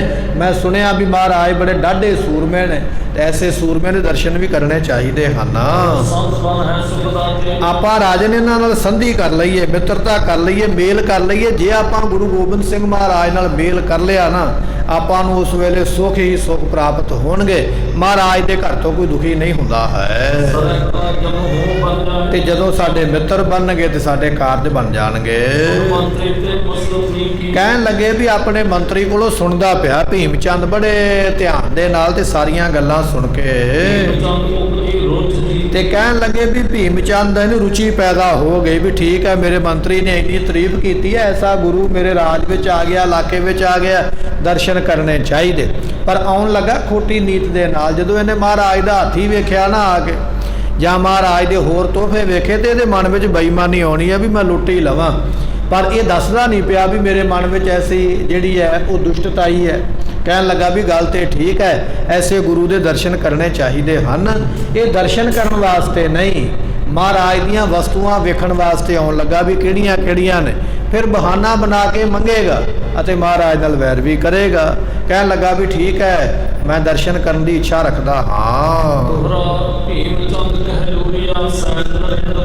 ਇਹ ਵੱਡਾ ਰਾਜਾ, ਪਹਾੜੀ ਰਾਜਾ ਭੀਮ ਚੰਦ ਕਹਿਲੂਰ ਇਹਦੀ ਰਿਆਸਤ ਹੈ। ਇਹ ਰਿਆਸਤ ਕਹਿਲੂਰ ਦਾ ਰਾਜਾ ਭੀਮ ਚੰਦ ਦਾ ਨਾਮ ਹੈ। ਸਤਿਗੁਰੂ ਪਾਤਸ਼ਾਹ ਮਹਾਰਾਜ ਜੀਆਂ ਦਾ ਜਸ ਸੁਣਿਆ ਤੇ ਬੜਾ ਖੁਸ਼ ਹੋਇਆ। ਕਹਿਣ ਲੱਗਾ ਫਿਰ ਐਸੇ ਗੁਰੂ ਦੇ ਦਰਸ਼ਨ ਤੇ ਕਰਨੇ ਬਣਦੇ ਹਨ। ਆਪਣੇ ਮੰਤਰੀਆਂ ਨਾਲ ਸਲਾਹ ਕੀਤੀ। ਇੱਕ ਮੰਤਰੀ ਕੋਲੋਂ ਸੁਣ ਕੇ ਤੇ ਸਾਰੇ ਮੰਤਰੀ ਇਹਨੇ ਬੁਲਾਏ। ਕਹਿਣ ਲੱਗਾ ਵੀ ਸਲਾਹ ਦਿਓ, ਰਾਜਨੀਤੀ ਕੀ ਆਖਦੀ ਵੀ ਆਪਾਂ ਨੂੰ ਕੀ ਕਰਨਾ ਚਾਹੀਦਾ? ਗੁਰੂ ਨਾਲ ਮੇਲ ਕਰੀਏ, ਮਿਲਾਪ ਕਰੀਏ ਕਿ ਜਾਂ ਫਿਰ ਆਪਾਂ ਪਿੱਛੇ ਹਟੀਏ? ਆਪਣੇ ਮੰਤਰੀਆਂ ਨਾਲ ਸਲਾਹ ਕਰਦਾ ਹੈ। ਜੇ ਆਪਾਂ ਮਹਾਰਾਜ ਨਾਲ ਮੇਲ ਕਰਦੇ ਹਾਂ ਇਹਦੇ ਵਿੱਚ ਆਪਾਂ ਨੂੰ ਕੀ ਕੀ ਲਾਭ ਹੋਣਗੇ? ਜੇ ਆਪਾਂ ਮਹਾਰਾਜ ਤੋਂ ਪਿੱਛੇ ਹਟਦੇ ਹਾਂ ਤੇ ਇਹਦੇ ਵਿੱਚ ਕੀ ਕੀ ਨੁਕਸਾਨ ਹੋਣਗੇ? ਸਾਰੇ ਜਾਣੇ ਆਪੋ ਆਪਣਾ ਮਤਾ ਦਿਓ, ਆਪਣੀ ਵਿਚਾਰ ਦਿਓ ਵੀ ਗੁਰੂ ਦੇ ਨਾਲ ਮੇਲ ਕਰਿਆ ਕੀ ਫਾਇਦਾ ਹੈ ਤੇ ਨਾ ਮੇਲ ਕਰਿਆ ਕੀ ਘਾਟਾ ਹੈ। ਸਾਰੇ ਜਣੇ ਦੱਸਣਾ ਕਰੋ। ਉਸ ਵੇਲੇ ਵਜ਼ੀਰਾਂ ਨੇ ਆਖਿਆ ਆਪਾਂ ਨੂੰ ਪਹਿਲਾਂ ਨਹੀਂ ਜਾਣਾ ਚਾਹੀਦਾ। ਭਾਵੇਂ ਗੁਰੂ ਨੇ ਸਤਿਕਾਰਯੋਗ ਨੇ, ਪਰ ਭੀਮ ਚੰਦ ਤੂੰ ਵੀ ਤੇ ਬੜਾ ਵੱਡਾ ਰਾਜਾ ਹੈ ਨਾ, ਐਡਾ ਵੱਡਾ ਰਾਜਾ ਜਾਏ ਉਹਨਾਂ ਦੀ ਚੜ੍ਹਾਈ ਹੋਰ ਹੋ ਜਾਣੀ ਹੈ। ਆਪਾਂ ਨੂੰ ਜਾਣਾ ਨਹੀਂ ਚਾਹੀਦਾ। ਕੀ ਕਰਨਾ ਚਾਹੀਦਾ? ਆਪਾਂ ਨੂੰ ਪਹਿਲਾਂ ਇੱਕ ਆਪਣਾ ਮੰਤਰੀ ਭੇਜਣਾ ਚਾਹੀਦਾ, ਇੱਕ ਵਜ਼ੀਰ ਭੇਜੀਏ ਜਿਹੜਾ ਉੱਥੇ ਜਾਵੇ, ਉੱਥੋਂ ਦਾ ਸਾਰਾ ਪਤਾ ਹਾਲ ਕਰੇ, ਆਪਾਂ ਨੂੰ ਇੱਕ ਮੰਤਰੀ ਭੇਜਣਾ ਚਾਹੀਦਾ ਹੈ। ਸਾਡਾ ਮੰਤਰੀ ਇੰਨਾ ਸਿਆਣਾ ਭੇਜੀਏ ਵੀ ਮਹਾਰਾਜ ਦਾ ਸਾਰਾ ਭੇਦ ਲੈ ਕੇ ਆਵੇ, ਵੀ ਉਹਨਾਂ ਕੋਲ ਫੌਜ ਕਿੰਨੀ ਹੈ, ਹਥਿਆਰ ਕਿੰਨੇ ਨੇ, ਕਿਹੜੇ ਕਿਹੜੇ ਕੀਮਤੀ ਤੋਹਫੇ ਆਏ, ਤੇ ਗੁਰੂ ਦਾ ਸੁਭਾਅ ਕਿਹੋ ਜਿਹਾ, ਜਾਂ ਗੁਰੂ ਆਉਣ ਵਾਲੇ ਸਮੇਂ ਵਿੱਚ ਕੀ ਕਰਨਾ ਚਾਹੁੰਦਾ। ਇਹੋ ਜਿਹਾ ਕੋਈ ਮੰਤਰੀ ਭੇਜ ਜਿਹੜਾ ਸਾਰਾ ਭੇਦ ਲੈ ਕੇ ਮਹਾਰਾਜ ਦਾ ਆਉਣਾ ਕਰੇ, ਅਤੇ ਸਾਡੇ ਵੱਲੋਂ ਜਾ ਕੇ ਉਹ ਮਹਾਰਾਜ ਨੂੰ ਮੱਥਾ ਟੇਕੇ, ਆ ਕੇ ਮਹਾਰਾਜ ਨੂੰ ਕਵੇ ਜਾ ਕੇ ਵੀ ਮਹਾਰਾਜ ਮੈਂ ਭੀਮ ਚੰਦ ਵੱਲੋਂ ਆਪ ਜੀ ਨੂੰ ਨਮਸਕਾਰ ਕਰਦਾ ਹਾਂ। ਤੇ ਫਿਰ ਸਤਿਗੁਰਾਂ ਦੇ ਨਾਲ ਮੇਲ ਦੀ ਗੱਲ ਕਰੇ, ਤੇ ਸਤਿਗੁਰਾਂ ਦਾ ਅੱਗੋਂ ਹਵਾਲਾ ਸੁਣੇ ਵੀ ਮਹਾਰਾਜ ਕੀ ਚਾਹੁੰਦੇ ਨੇ ਸਾਡੇ ਨਾਲ। ਜੇ ਤੋਂ ਮੇਲ ਕਰਨਾ ਚਾਹਣਗੇ, ਪਿਆਰ ਕਰਨਗੇ, ਤੇ ਫਿਰ ਵੇਖਾਂਗੇ। ਜੇ ਗੁਰੂ ਦੇ ਮਨ ਵਿੱਚ ਕੋਈ ਹੋਰ ਵਿਚਾਰ ਹੋਈ ਤਾਂ ਵੀ ਪਤਾ ਲੱਗੇਗੀ। ਆਪਾਂ ਇੱਕ ਆਪਣਾ ਮੰਤਰੀ ਭੇਜ ਦਈਏ, ਵਜ਼ੀਰ ਭੇਜੀਏ, ਉਹ ਜਾ ਕੇ ਪਤਾ ਕਰੇ ਵੀ ਮਹਾਰਾਜ ਕੀ ਚਾਹੁੰਦੇ ਹਨ। ਕਿਉਂਕਿ ਅਸੀਂ ਦੂਜੇ ਰਾਜਿਆਂ ਵਾਂਗ ਨਹੀਂ ਨਾ, ਦੂਜੇ ਰਾਜੇ ਤੇ ਨਿੱਕੇ ਮੋਟੇ ਰਾਜੇ ਨੇ, ਨਿੱਕਾ ਮੋਟਾ ਰਾਜਾ ਜਾਵੇ ਤੇ ਕੋਈ ਗੱਲ ਨਹੀਂ, ਪਰ ਭੀਮ ਚੰਦ ਜੀ ਆਪਣਾ ਇਲਾਕਾ ਵੱਡਾ ਹੈ ਨਾ, ਆਪਾਂ ਸਾਰੇ ਰਾਜਿਆਂ ਦੇ ਸ਼੍ਰੋਮਣੀ ਆ। 21 ਰਾਜੇ ਆਪਾਂ ਨੂੰ ਸਲਾਮੀ ਕਰਦੇ, ਤੇ 22ਵਾਂ ਤਖਤ ਆਪਣੇ ਕੋਲ ਹੈ। ਆਪਾਂ ਵੱਡੇ ਹੋਏ ਨਾ, ਐਡੇ ਵੱਡੇ ਰਾਜੇ ਨੂੰ ਇੰਨੀ ਛੇਤੀ ਨਹੀਂ ਜਾਣਾ ਚਾਹੀਦਾ। ਇਸ ਕਰਕੇ ਆਪਾਂ ਨੂੰ ਪਹਿਲਾਂ ਸੋਚਣਾ ਚਾਹੀਦਾ ਹੈ, ਕਿਉਂਕਿ ਅਸੀਂ ਆਪਣੇ ਆਪ ਦੇ ਨਗਰ ਦੇ ਪਾਸ ਹੀ ਵਸਣ ਵਾਲੇ ਹਾਂ, ਅਸੀਂ ਇੱਥੇ ਰਹਿੰਦੇ ਹਾਂ। ਕਿਉਂਕਿ ਰਾਜਿਆਂ ਦੇ ਬੜੇ ਕੰਮ ਹੁੰਦੇ ਨੇ, ਰਾਜਿਆਂ ਨੂੰ ਕਈ ਕੰਮ ਪੈਂਦੇ ਹਨ, ਤੇ ਉਸ ਵੇਲੇ ਕਿਸੇ ਟਾਈਮ ਰਾਜੇ ਨੂੰ ਫੌਜ ਦੀ ਲੋੜ ਪੈ ਸਕਦੀ ਹੈ, ਰਾਜੇ ਨੂੰ ਖਾਣ ਪੀਣ ਦੇ ਪਦਾਰਥਾਂ ਦੀ ਲੋੜ ਪੈ ਸਕਦੀ ਹੈ, ਰਾਜੇ ਨੂੰ ਸ਼ਸਤਰਾਂ ਦੀ ਲੋੜ ਪੈ ਜਾਂਦੀ ਹੈ, ਕਈ ਵਾਰੀ ਰਾਜਿਆਂ ਨੂੰ ਮਾਇਆ ਦੀ ਲੋੜ ਪੈ ਜਾਂਦੀ ਹੈ, ਦੂਜੇ ਰਾਜਿਆਂ ਕੋਲੋਂ ਮੰਗ ਲੈਂਦੇ। ਐਸੀਆਂ ਮੁਸੀਬਤਾਂ ਤੇ ਰਾਜਿਆਂ ਦੇ ਉੱਪਰ ਆਉਂਦੀਆਂ ਰਹਿੰਦੀਆਂ ਹਨ। ਤੇ ਜੇ ਆਪਾਂ ਮਹਾਰਾਜ ਨਾਲ ਕਰ ਲਈਏ ਸੰਧੀ, ਤੇ ਫਿਰ ਆਪਣੇ ਹੋਰ ਵੀ ਕੰਮ ਸੌਰ ਜਾਣਗੇ, ਮਹਾਰਾਜ ਦੇ ਕੋਲੋਂ ਇਹ ਫਾਇਦੇ ਲੈ ਸਕਦੇ ਹਾਂ। ਦੁਸ਼ਮਣ ਆਪਣੇ ਤੇ ਜ਼ੋਰ ਨਹੀਂ ਪਾ ਸਕੇਗਾ। ਇੱਕ ਤੇ ਆਪਣੇ ਕੋਲ ਪਹਿਲਾਂ ਹੀ ਫੌਜ ਵੱਡੀ ਹੈ, ਦੂਜਾ ਜੇ ਆਪਾਂ ਗੁਰੂ ਜੀ ਨੂੰ ਆਪਣੇ ਨਾਲ ਮਿਲਾ ਲਿਆ, ਤੇ ਫਿਰ ਗੁਰੂ ਜੀ ਵੀ ਆਪਣੀ ਫੌਜ ਲੈ ਕੇ ਸਾਡੇ ਵੱਲ ਹੀ ਆਉਣਗੇ ਨਾ, ਸਾਡੀ ਮਦਦ ਵਾਸਤੇ ਆ ਜਾਣਗੇ, ਤੇ ਫਿਰ ਸਾਨੂੰ ਕਿਸੇ ਦਾ ਡਰ ਕੋਈ ਨਹੀਂ। ਫਿਰ ਅਸੀਂ ਗੁਰੂ ਦੀ ਮਦਦ ਦੇ ਨਾਲ ਆਪਣੀ ਜੈ ਜੈਕਾਰ ਕਰ ਸਕਦੇ ਹਾਂ। ਇਹ ਚੰਗੀਆਂ ਗੱਲਾਂ ਨੇ, ਤੇ ਸਾਨੂੰ ਮਹਾਰਾਜ ਨਾਲ ਮੇਲ ਕਰਨਾ ਚਾਹੀਦਾ ਹੈ। ਤੇ ਜਦੋਂ ਅਸੀਂ ਚਾਹੀਏ ਵੀ ਮਹਾਰਾਜ ਜੀ ਆਓ ਫੌਜ ਲੈ ਕੇ ਫਲਾਣੀ ਥਾਂ ਤੇ ਜੰਗ ਹੋਣ ਲੱਗਾ, ਮਦਦ ਕਰੋ, ਤੇ ਸਤਿਗੁਰੂ ਫਿਰ ਝੱਟ ਹੀ ਆਪਣੀ ਫੌਜ ਲੈ ਕੇ ਸਾਡੇ ਨਾਲ ਰਲ ਜਾਣਗੇ, ਤੇ ਸਾਡੀ ਮਦਦ ਕਰਨਗੇ। ਨਾਲੇ ਤੇ ਉਹਨਾਂ ਦੇ ਆਪਾਂ ਹਥਿਆਰ ਵਰਤਾਂਗੇ, ਨਾਲੇ ਉਹਨਾਂ ਦੇ ਸੂਰਮੇ ਵਰਤਾਂਗੇ, ਨਾਲੇ ਉਹਨਾਂ ਦੇ ਕੋਲੋਂ ਰਾਸ਼ਨ ਪ੍ਰਸ਼ਾਦੇ ਲਵਾਂਗੇ, ਨਾਲੇ ਕੁਝ ਮਾਇਆ ਵੀ ਲੋੜ ਪੈਣ ਤੇ ਲਵਾਂ ਕਰਾਂਗੇ। ਇਹ ਸਾਰੀਆਂ ਸਹੂਲਤਾਂ, ਇਹ ਮਦਦਾਂ ਜਿੰਨੀਆਂ ਵੀ ਨੇ ਗੁਰੂ ਕੋਲੋਂ ਸਾਨੂੰ ਮਿਲ ਸਕਦੀਆਂ ਹਨ। ਤੇ ਜੇ ਆਪਣਾ ਮੰਤਰੀ ਜਾਵੇ, ਤੇ ਮੰਤਰੀ ਦੇ ਨਾਲ ਸਤਿਗੁਰੂ ਸਨਮਾਨ ਦੇਣ ਅਤੇ ਮਿਲਾਪ ਕਰਨ ਦੀ ਇੱਛਾ ਕਰਨ ਵੀ ਹਾਂ ਅਸੀਂ ਭੀਮ ਚੰਦ ਦੇ ਨਾਲ ਮਿਲਾਪ ਕਰਨ ਨੂੰ ਤਿਆਰ ਹਾਂ, ਜੇ ਮਹਾਰਾਜ ਇਹ ਗੱਲ ਨੂੰ ਮਾਣ ਸਨਮਾਨ ਦੇ ਨਾਲ ਮੰਨ ਲੈਂਦੇ ਹਨ, ਤੇ ਫਿਰ ਆਪਾਂ ਪਹੁੰਚਾਂਗੇ ਤੇ ਮਹਾਰਾਜ ਦੇ ਨਾਲ ਮਿਲ ਪਵਾਂਗੇ। ਤੇ ਜੇ ਸਤਿਗੁਰੂ ਨਹੀਂ ਪਹੁੰਚਣਾ ਮਿਲਣਾ ਚਾਹੁੰਦੇ, ਤੇ ਫਿਰ ਆਪਾਂ ਪਿੱਛੇ ਹਟ ਜਾਂਦੇ ਹਾਂ। ਆਪਣਾ ਆਪਾਂ ਨੂੰ ਬਲ ਵਿਖਾਉਣਾ ਚਾਹੀਦਾ, ਤਾਕਤ ਵਿਖਾਉਣੀ ਚਾਹੀਦੀ। ਆਪਾਂ ਕੋ ਆਮ ਥੋੜ੍ਹੀਆਂ ਵੀ ਤੁਰੇ ਜਾਈਏ, ਆਪਾਂ ਨੂੰ ਵੀ ਆਪਣੇ ਬਲ ਦਾ ਧਿਆਨ ਰੱਖਣਾ ਚਾਹੀਦਾ ਹੈ। ਤੇ ਕਿਉਂਕਿ ਇਹ ਦੂਜੇ ਰਾਜੇ ਜਾਂ ਵਜ਼ੀਰ ਜਾ ਕੇ ਮਹਾਰਾਜ ਨੂੰ ਪਹਿਲਾਂ ਤੁਹਾਡੀ ਵਡਿਆਈ ਦੱਸਣ ਵੀ ਤੁਸੀਂ ਕਿੱਡੇ ਵੱਡੇ ਹੋ, ਕਿੱਡਾ ਵੱਡਾ ਰਾਜ ਹੈ, ਕਿਹੋ ਜਿਹੇ ਤੁਸੀਂ ਭਲੇ ਦੇ ਕੰਮ ਕੀਤੇ। ਇਹ ਤੁਹਾਡੇ ਮੰਤਰੀ ਜਾ ਕੇ ਪਹਿਲਾਂ ਮਹਾਰਾਜ ਦੇ ਕੰਨਾਂ ਵਿੱਚ ਆਵਾਜ਼ ਇਹ ਪਾਉਣ, ਤੇ ਫਿਰ ਆਪਾਂ ਬਾਅਦ ਵਿੱਚ ਆਪਣਾ ਜਾਣਾ ਬਣਦਾ ਹੈ। ਇਸ ਤਰ੍ਹਾਂ ਦੀਆਂ ਕਹਿਣ ਲੱਗੇ ਵੀ ਇਹਨਾਂ ਸਾਰਿਆਂ ਨੇ ਸਲਾਹਾਂ ਕੀਤੀਆਂ ਹਨ, ਤੇ ਕਹਿਣ ਲੱਗੇ ਵੀ ਠੀਕ ਹੈ। ਮਤਾ ਇਹ ਪਾਸ ਹੋਇਆ ਵੀ ਭੀਮ ਚੰਦ ਨਹੀਂ ਜਾਏਗਾ, ਭੀਮ ਚੰਦ ਦਾ ਵਜ਼ੀਰ ਜਾਏਗਾ, ਜਿਹੜਾ ਸਾਰਾ ਪਤਾ ਕਰੇਗਾ, ਗੱਲਬਾਤ ਕਰੇਗਾ। ਇਹ ਸਾਰਿਆਂ ਨੇ ਸਲਾਹ ਜਿਹੜੀ ਹੈ ਨਾ ਸਹੀ ਮੰਨੀ ਹੈ ਵੀ ਆਪਾਂ ਨੂੰ ਵਜ਼ੀਰ ਭੇਜਣਾ ਚਾਹੀਦਾ ਹੈ। ਕਹਿਣ ਲੱਗੇ ਵੀ ਇਹ ਜਿਹੜਾ ਵਜ਼ੀਰ ਹੈ ਨਾ, ਇਹ ਇਕੱਲਾ ਨਹੀਂ ਆਇਆ, ਇਹਨੇ ਬੜੇ ਬੜੇ ਸਿਆਣੇ ਵਕੀਲ ਨਾਲ ਲੈ, ਜਿਹੜੇ ਬੜੇ ਬੜੇ ਚਤੁਰ ਸਨ, ਚਲਾਕ ਸਨ, ਵੀ ਮਹਾਰਾਜ ਦੀਆਂ ਗੱਲਾਂ ਵਿੱਚੋਂ ਪਤਾ ਕਰਾਂਗੇ ਵੀ ਮਹਾਰਾਜ ਕੀ ਚਾਹੁੰਦੇ ਨੇ। ਇਹ ਚਲਾਕ ਬੰਦੇ ਵੇਖਣਗੇ ਆਸਾ ਪਾਸਾ ਘੁੰਮ ਕੇ ਵੀ ਮਹਾਰਾਜ ਕੋਲ ਕੀ ਹੈ। ਬੜੇ ਚਲਾਕੀ ਵਾਲੇ ਚਤੁਰ ਬੰਦੇ ਵਕੀਲ ਜਿਹੜੇ ਨੇ ਆਪਣੇ ਨਾਲ ਲੈ ਕੇ ਇਹ ਮੰਤਰੀ ਚੱਲਿਆ ਹੈ। ਤੇ ਕਹਿਣ ਲੱਗੇ ਵੀ ਇਸ ਨੇ ਨਾ ਰਜਤ ਲਸ਼ਟਕਾ, ਇੱਕ ਚਾਂਦੀ ਦਾ ਸੋਟਾ, ਚਾਂਦੀ ਦਾ ਇੱਕ ਡੰਡਾ ਜਿਹੜਾ ਨਾ ਆਪਣੇ ਹੱਥ ਵਿੱਚ ਲੈ ਲਿਆ ਹੈ। ਤੇ ਕਹਿਣ ਲੱਗੇ ਵੀ ਇਸੇ ਤਰ੍ਹਾਂ ਇਹ ਜਿਹੜਾ ਰਾਜਾ ਹੈ ਨਾ, ਰਾਜੇ ਦਾ ਵਜ਼ੀਰ ਕਹਿਣ ਲੱਗੇ ਵੀ ਇਹ ਚੱਲ ਪਿਆ ਤੇ ਬਹੁਤ ਸੋਹਣੀ ਪਾਲਕੀ ਜਿਹੜੀ ਹੈ ਇਸਨੇ ਨਾਲ ਲੈਣਾ ਕੀਤੀ ਹੈ। ਤੇ ਕਹਿਣ ਲੱਗੇ ਵੀ ਕੁਝ ਨਾਲ ਸੂਰਮੇ ਚੱਲ ਪਏ, ਕਈਆਂ ਨੇ ਹੱਥ ਵਿੱਚ ਤਲਵਾਰਾਂ ਫੜੀਆਂ, ਕੋਈ ਬੰਦੂਕ, ਕੋਈ ਤੀਰ ਕਮਾਨ, ਤੇ ਕਿਸੇ ਨੇ ਚਾਂਦੀ ਦੇ ਡੰਡੇ। ਵਿਖਾਉਣਾ ਹੈ ਨਾ ਮਹਾਰਾਜ ਨੂੰ ਪ੍ਰਤਾਪ ਵੀ ਅਸੀਂ ਮਾੜੇ ਮੋਟੇ ਨਹੀਂ ਆ। ਵੇਖੋ ਸਾਡੇ ਤੇ ਸਿਪਾਹੀਆਂ ਕੋਲ ਵੀ ਚਾਂਦੀ ਦੇ ਡੰਡੇ ਫੜੇ ਹੋਏ, ਆਪਣਾ ਪ੍ਰਭਾਵ ਵਿਖਾਉਣਾ ਚਾਹੁੰਦੇ ਵੀ ਅਸੀਂ ਕਿੱਡੇ ਵੱਡੇ ਆ, ਆਪਣੀ ਸ਼ਾਨ ਕਹਿੰਦੇ ਐਸੀ ਸ਼ਾਨ ਬਣਾ ਕੇ ਚੱਲੇ ਹਨ। ਕਹਿਣ ਲੱਗੇ ਵੀ ਉਧਰ ਰਾਜੇ ਦਾ ਜਿਹੜਾ ਪ੍ਰਸੰਗ ਹੈ ਇਹ ਆਪਾਂ ਸੁਣਿਆ, ਇਧਰੋਂ ਮਹਾਰਾਜ ਕੀ ਕਰਦੇ ਪਏ ਉਹ ਵੀ ਆਪਾਂ ਸੁਣਨਾ ਕਰੀਏ। ਇਧਰੋਂ ਮਹਾਰਾਜ ਨਾ ਨਗਾਰਾ ਵਜਾ ਕੇ ਮਨ ਭਾਉਂਦਾ ਸੁਣਾ ਕੇ ਭੀਮ ਚੰਦ ਨੂੰ, ਤੇ ਫਿਰ ਸ਼ਿਕਾਰ ਆਪਣਾ ਮਨ ਭਾਉਂਦਾ ਖੇਡਿਆ ਹੈ। ਤੇ ਸਤਿਗੁਰੂ ਪਾਤਸ਼ਾਹ ਨੇ ਵੇਖਿਆ ਵੀ ਹੁਣ ਭੀਮ ਚੰਦ ਨੂੰ ਸੁਣਾਈ ਪੈ ਗਿਆ ਹੋਵੇਗਾ ਸਾਡਾ ਨਗਾਰਾ, ਤੇ ਇਹ ਸਾਰਾ ਸੁਣਾ ਕੇ ਉਹਨੂੰ ਤੇ ਮਹਾਰਾਜ ਪਿੱਛੇ ਹਟ ਆਏ ਹਨ। ਤੇ ਸਤਿਗੁਰੂ ਪਾਤਸ਼ਾਹ ਮਹਾਰਾਜ ਜੀਆਂ ਦੇ ਸੂਰਮੇ ਬੜੇ ਵੀਰ ਰਸ ਦੇ ਭਰੇ ਹੋਏ ਹਨ। ਮਹਾਰਾਜ ਦਾ ਬਹੁਤਾ ਪ੍ਰਤਾਪ ਦਿਨ ਪ੍ਰਤੀ ਦਿਨ ਵੱਧਦਾ ਹੈ। ਕਹਿਣ ਲੱਗੇ ਜਿਵੇਂ ਰਾਜਿਆਂ ਦੀਆਂ ਸ਼ਾਨਾਂ ਤਾਕਤਾਂ ਵੱਧਦੀਆਂ ਇਸੇ ਤਰ੍ਹਾਂ ਵੱਧ ਰਹੀਆਂ ਹਨ। ਤੇ ਸੂਰਮੇ ਮਹਾਰਾਜ ਦੇ ਸ਼ਸਤਰ ਚਲਾਉਂਦੇ ਤੇ ਜੰਗ ਵਿਦਿਆ ਸਿੱਖਦੇ ਹਨ। ਇਸ ਤਰ੍ਹਾਂ ਰੋਜ਼ ਸ਼ਿਕਾਰ ਨੂੰ ਜਾਂਦੇ ਤੇ ਵਾਪਸ ਅਨੰਦਪੁਰ ਨੂੰ ਆਉਂਦੇ ਹਨ। ਬਹੁਤ ਜ਼ਿਆਦਾ ਸ਼ਿਕਰੇ ਤੇ ਬਾਜ। ਬਾਜ ਦੀਆਂ ਕਈ ਕਿਸਮਾਂ ਨੇ ਔਰ ਬਾਜ ਦੇ ਕਈ ਨਾਮ ਨੇ। ਸ਼ਿਕਰਾ ਵੀ ਇੱਕ ਬਾਜ ਨੂੰ ਹੀ ਕਿਹਾ ਜਾਂਦਾ ਹੈ। ਕਹਿਣ ਲੱਗੇ ਬਾਜ, ਸ਼ਿਕਰੇ, ਸ਼ਿਕਾਰੀ ਕੁੱਤੇ ਇਤਿਆਦਿਕ ਮਹਾਰਾਜ ਨਾਲ ਲੈ ਕੇ ਸ਼ਿਕਾਰ ਵਾਸਤੇ ਜਾਂਦੇ ਹਨ। ਇਸੇ ਤਰ੍ਹਾਂ ਸ਼ਿਕਾਰ ਦਾ ਪ੍ਰਬੰਧ ਕਰਨ ਵਾਲੇ ਸਰਦਾਰ, ਉਹਨਾਂ ਨੂੰ ਆਖਿਆ ਜਾਂਦਾ ਸੀ ਮੀਰ ਸ਼ਿਕਾਰ। ਜਿਹੜੇ ਪਹਿਲਾਂ ਪ੍ਰਬੰਧ ਕਰਦੇ ਸਨ, ਜਾ ਕੇ ਇੰਤਜ਼ਾਮ ਕਰਦੇ ਸਨ ਸ਼ਿਕਾਰ ਦਾ, ਉਹ ਵੀ ਮਹਾਰਾਜ ਦੇ ਨਾਲ ਹਨ। ਜਦੋਂ ਘੋੜੇ ਭਜਦੇ ਨੇ, ਘੋੜਿਆਂ ਦੀਆਂ ਟਾਪਾਂ ਦੇ ਨਾਲ ਮਿੱਟੀ ਉੱਡਦੀ ਹੈ ਤੇ ਸਮਾਨ ਢੱਕਿਆ ਜਾਂਦਾ ਹੈ। ਕਿਰਪਾ ਦੇ ਘਰ ਮਹਾਰਾਜ ਅਨੰਦਪੁਰ ਸਾਹਿਬ ਸ਼ਿਕਾਰ ਕਰਕੇ ਮੁੜੇ ਆਏ ਹਨ। ਆਉਂਦਿਆਂ ਨਗਾਰਾ ਵੱਜਦਾ ਪਿਆ। ਨਗਾਰੇ ਦੀ ਆਵਾਜ਼ ਅਨੰਦਪੁਰ ਸਾਹਿਬ ਦੇ ਲੋਕਾਂ ਨੇ ਦੂਰੋਂ ਸੁਣਾਈ ਦਿੱਤੀ ਹੈ। ਤੇ ਉਸ ਵੇਲੇ ਕੁਝ ਲੋਕ ਜਿਹੜੇ ਸਨ ਮਹਾਰਾਜ ਨੂੰ ਵੇਖਣ ਵਾਸਤੇ ਅੱਗੋਂ ਬਾਹਰ ਆਏ ਹਨ।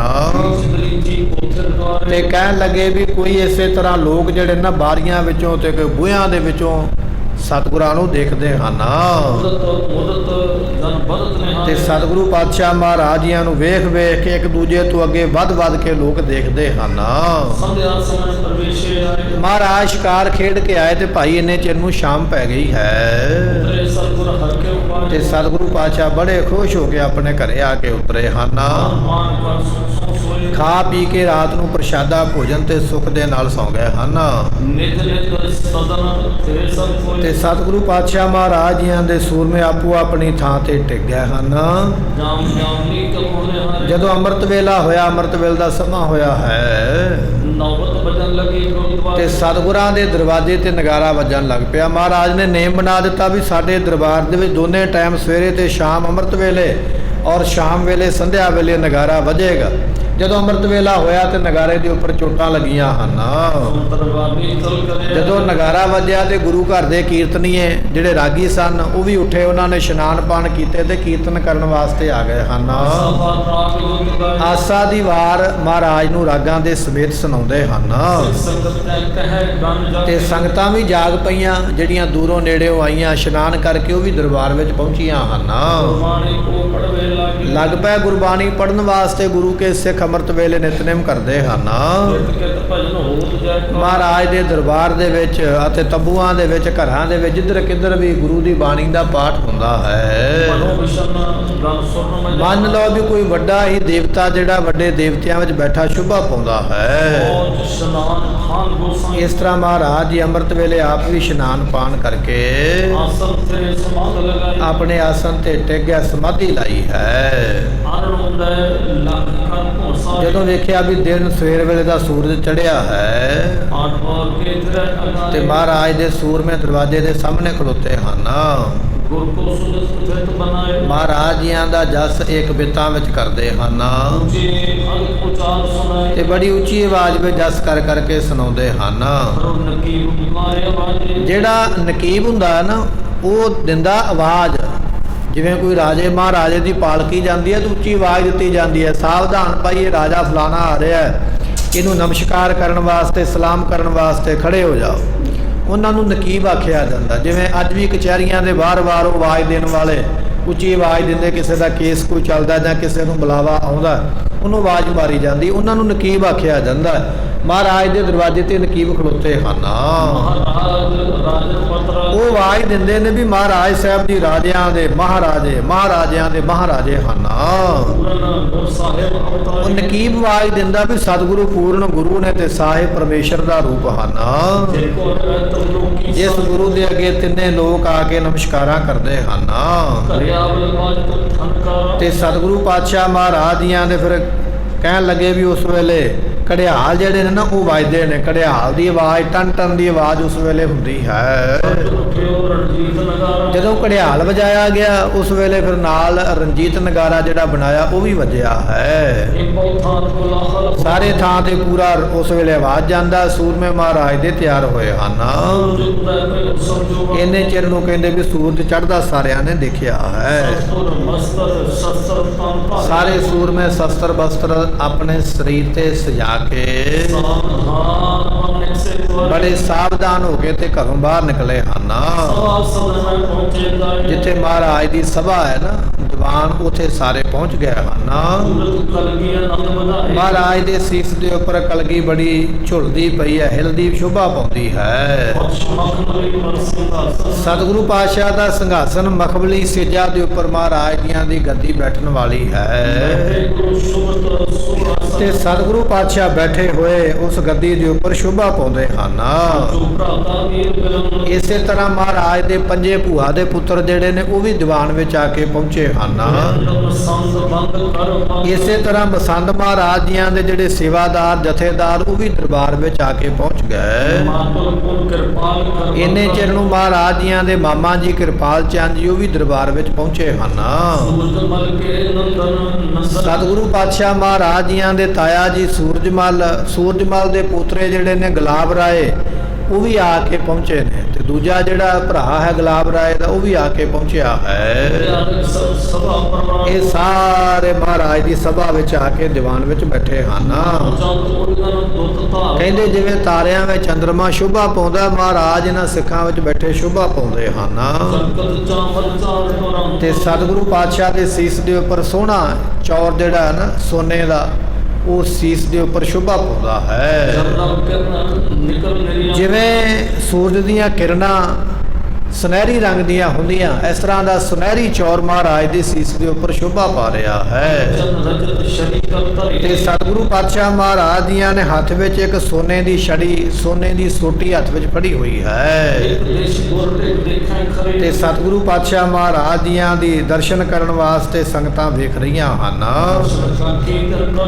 ਦਰਸ਼ਨ ਕਰਨ ਵਾਲੇ ਦਿਨਾਂ ਪ੍ਰਤੀ ਰੋਜ਼ ਦੀ ਰੋਜ਼ ਆਉਂਦੇ ਹਨ। ਸਤਿਗੁਰਾਂ ਦੇ ਦਰਸ਼ਨ ਭਾਈ ਦਰਬਾਰ ਵਿੱਚ ਹੀ ਹੁੰਦੇ ਨੇ। ਦਰਬਾਰ ਵਿੱਚ ਸੰਗਤ ਦਰਸ਼ਨ ਕਰ ਸਕਦੀ ਹੈ। ਜਦੋਂ ਮਹਾਰਾਜ ਦਾ ਦਰਬਾਰ ਭਰ ਗਿਆ ਨਾ ਸੰਗਤ ਨਾਲ, ਸਾਰੇ ਸੂਰਮਿਆਂ ਦੇ ਨਾਲ ਭਰਿਆ ਹੈ। ਤੇ ਫਿਰ ਸੰਗਤਾਂ ਭੇਟ ਰੱਖਦੀਆਂ ਆਪੋ ਆਪਣੀਆਂ। ਮਹਾਰਾਜ ਮੈਂ ਫਲਾਣੇ ਇਲਾਕੇ ਚੋਂ ਆਇਆ, ਇੰਨੇ ਪੈਸੇ, ਇੰਨੇ ਬਿਸਤਰੇ, ਇੰਨੇ ਸ਼ਸਤਰ, ਇੰਨੇ ਘੋੜੇ, ਸਾਰੇ ਆਪੋ ਆਪਣੇ ਲਿਆ ਕੇ ਉਸ ਵੇਲੇ ਦਰਸ਼ਨੀ ਭੇਟ ਰੱਖਦੇ ਹਨ। ਤੇ ਸਤਿਗੁਰੂ ਪਾਤਸ਼ਾਹ 1.5 ਪਹਿਰ 3 ਘੰਟਿਆਂ ਦਾ ਪਹਿਰ ਤੇ 1.5 ਪਹਿਰ ਦਾ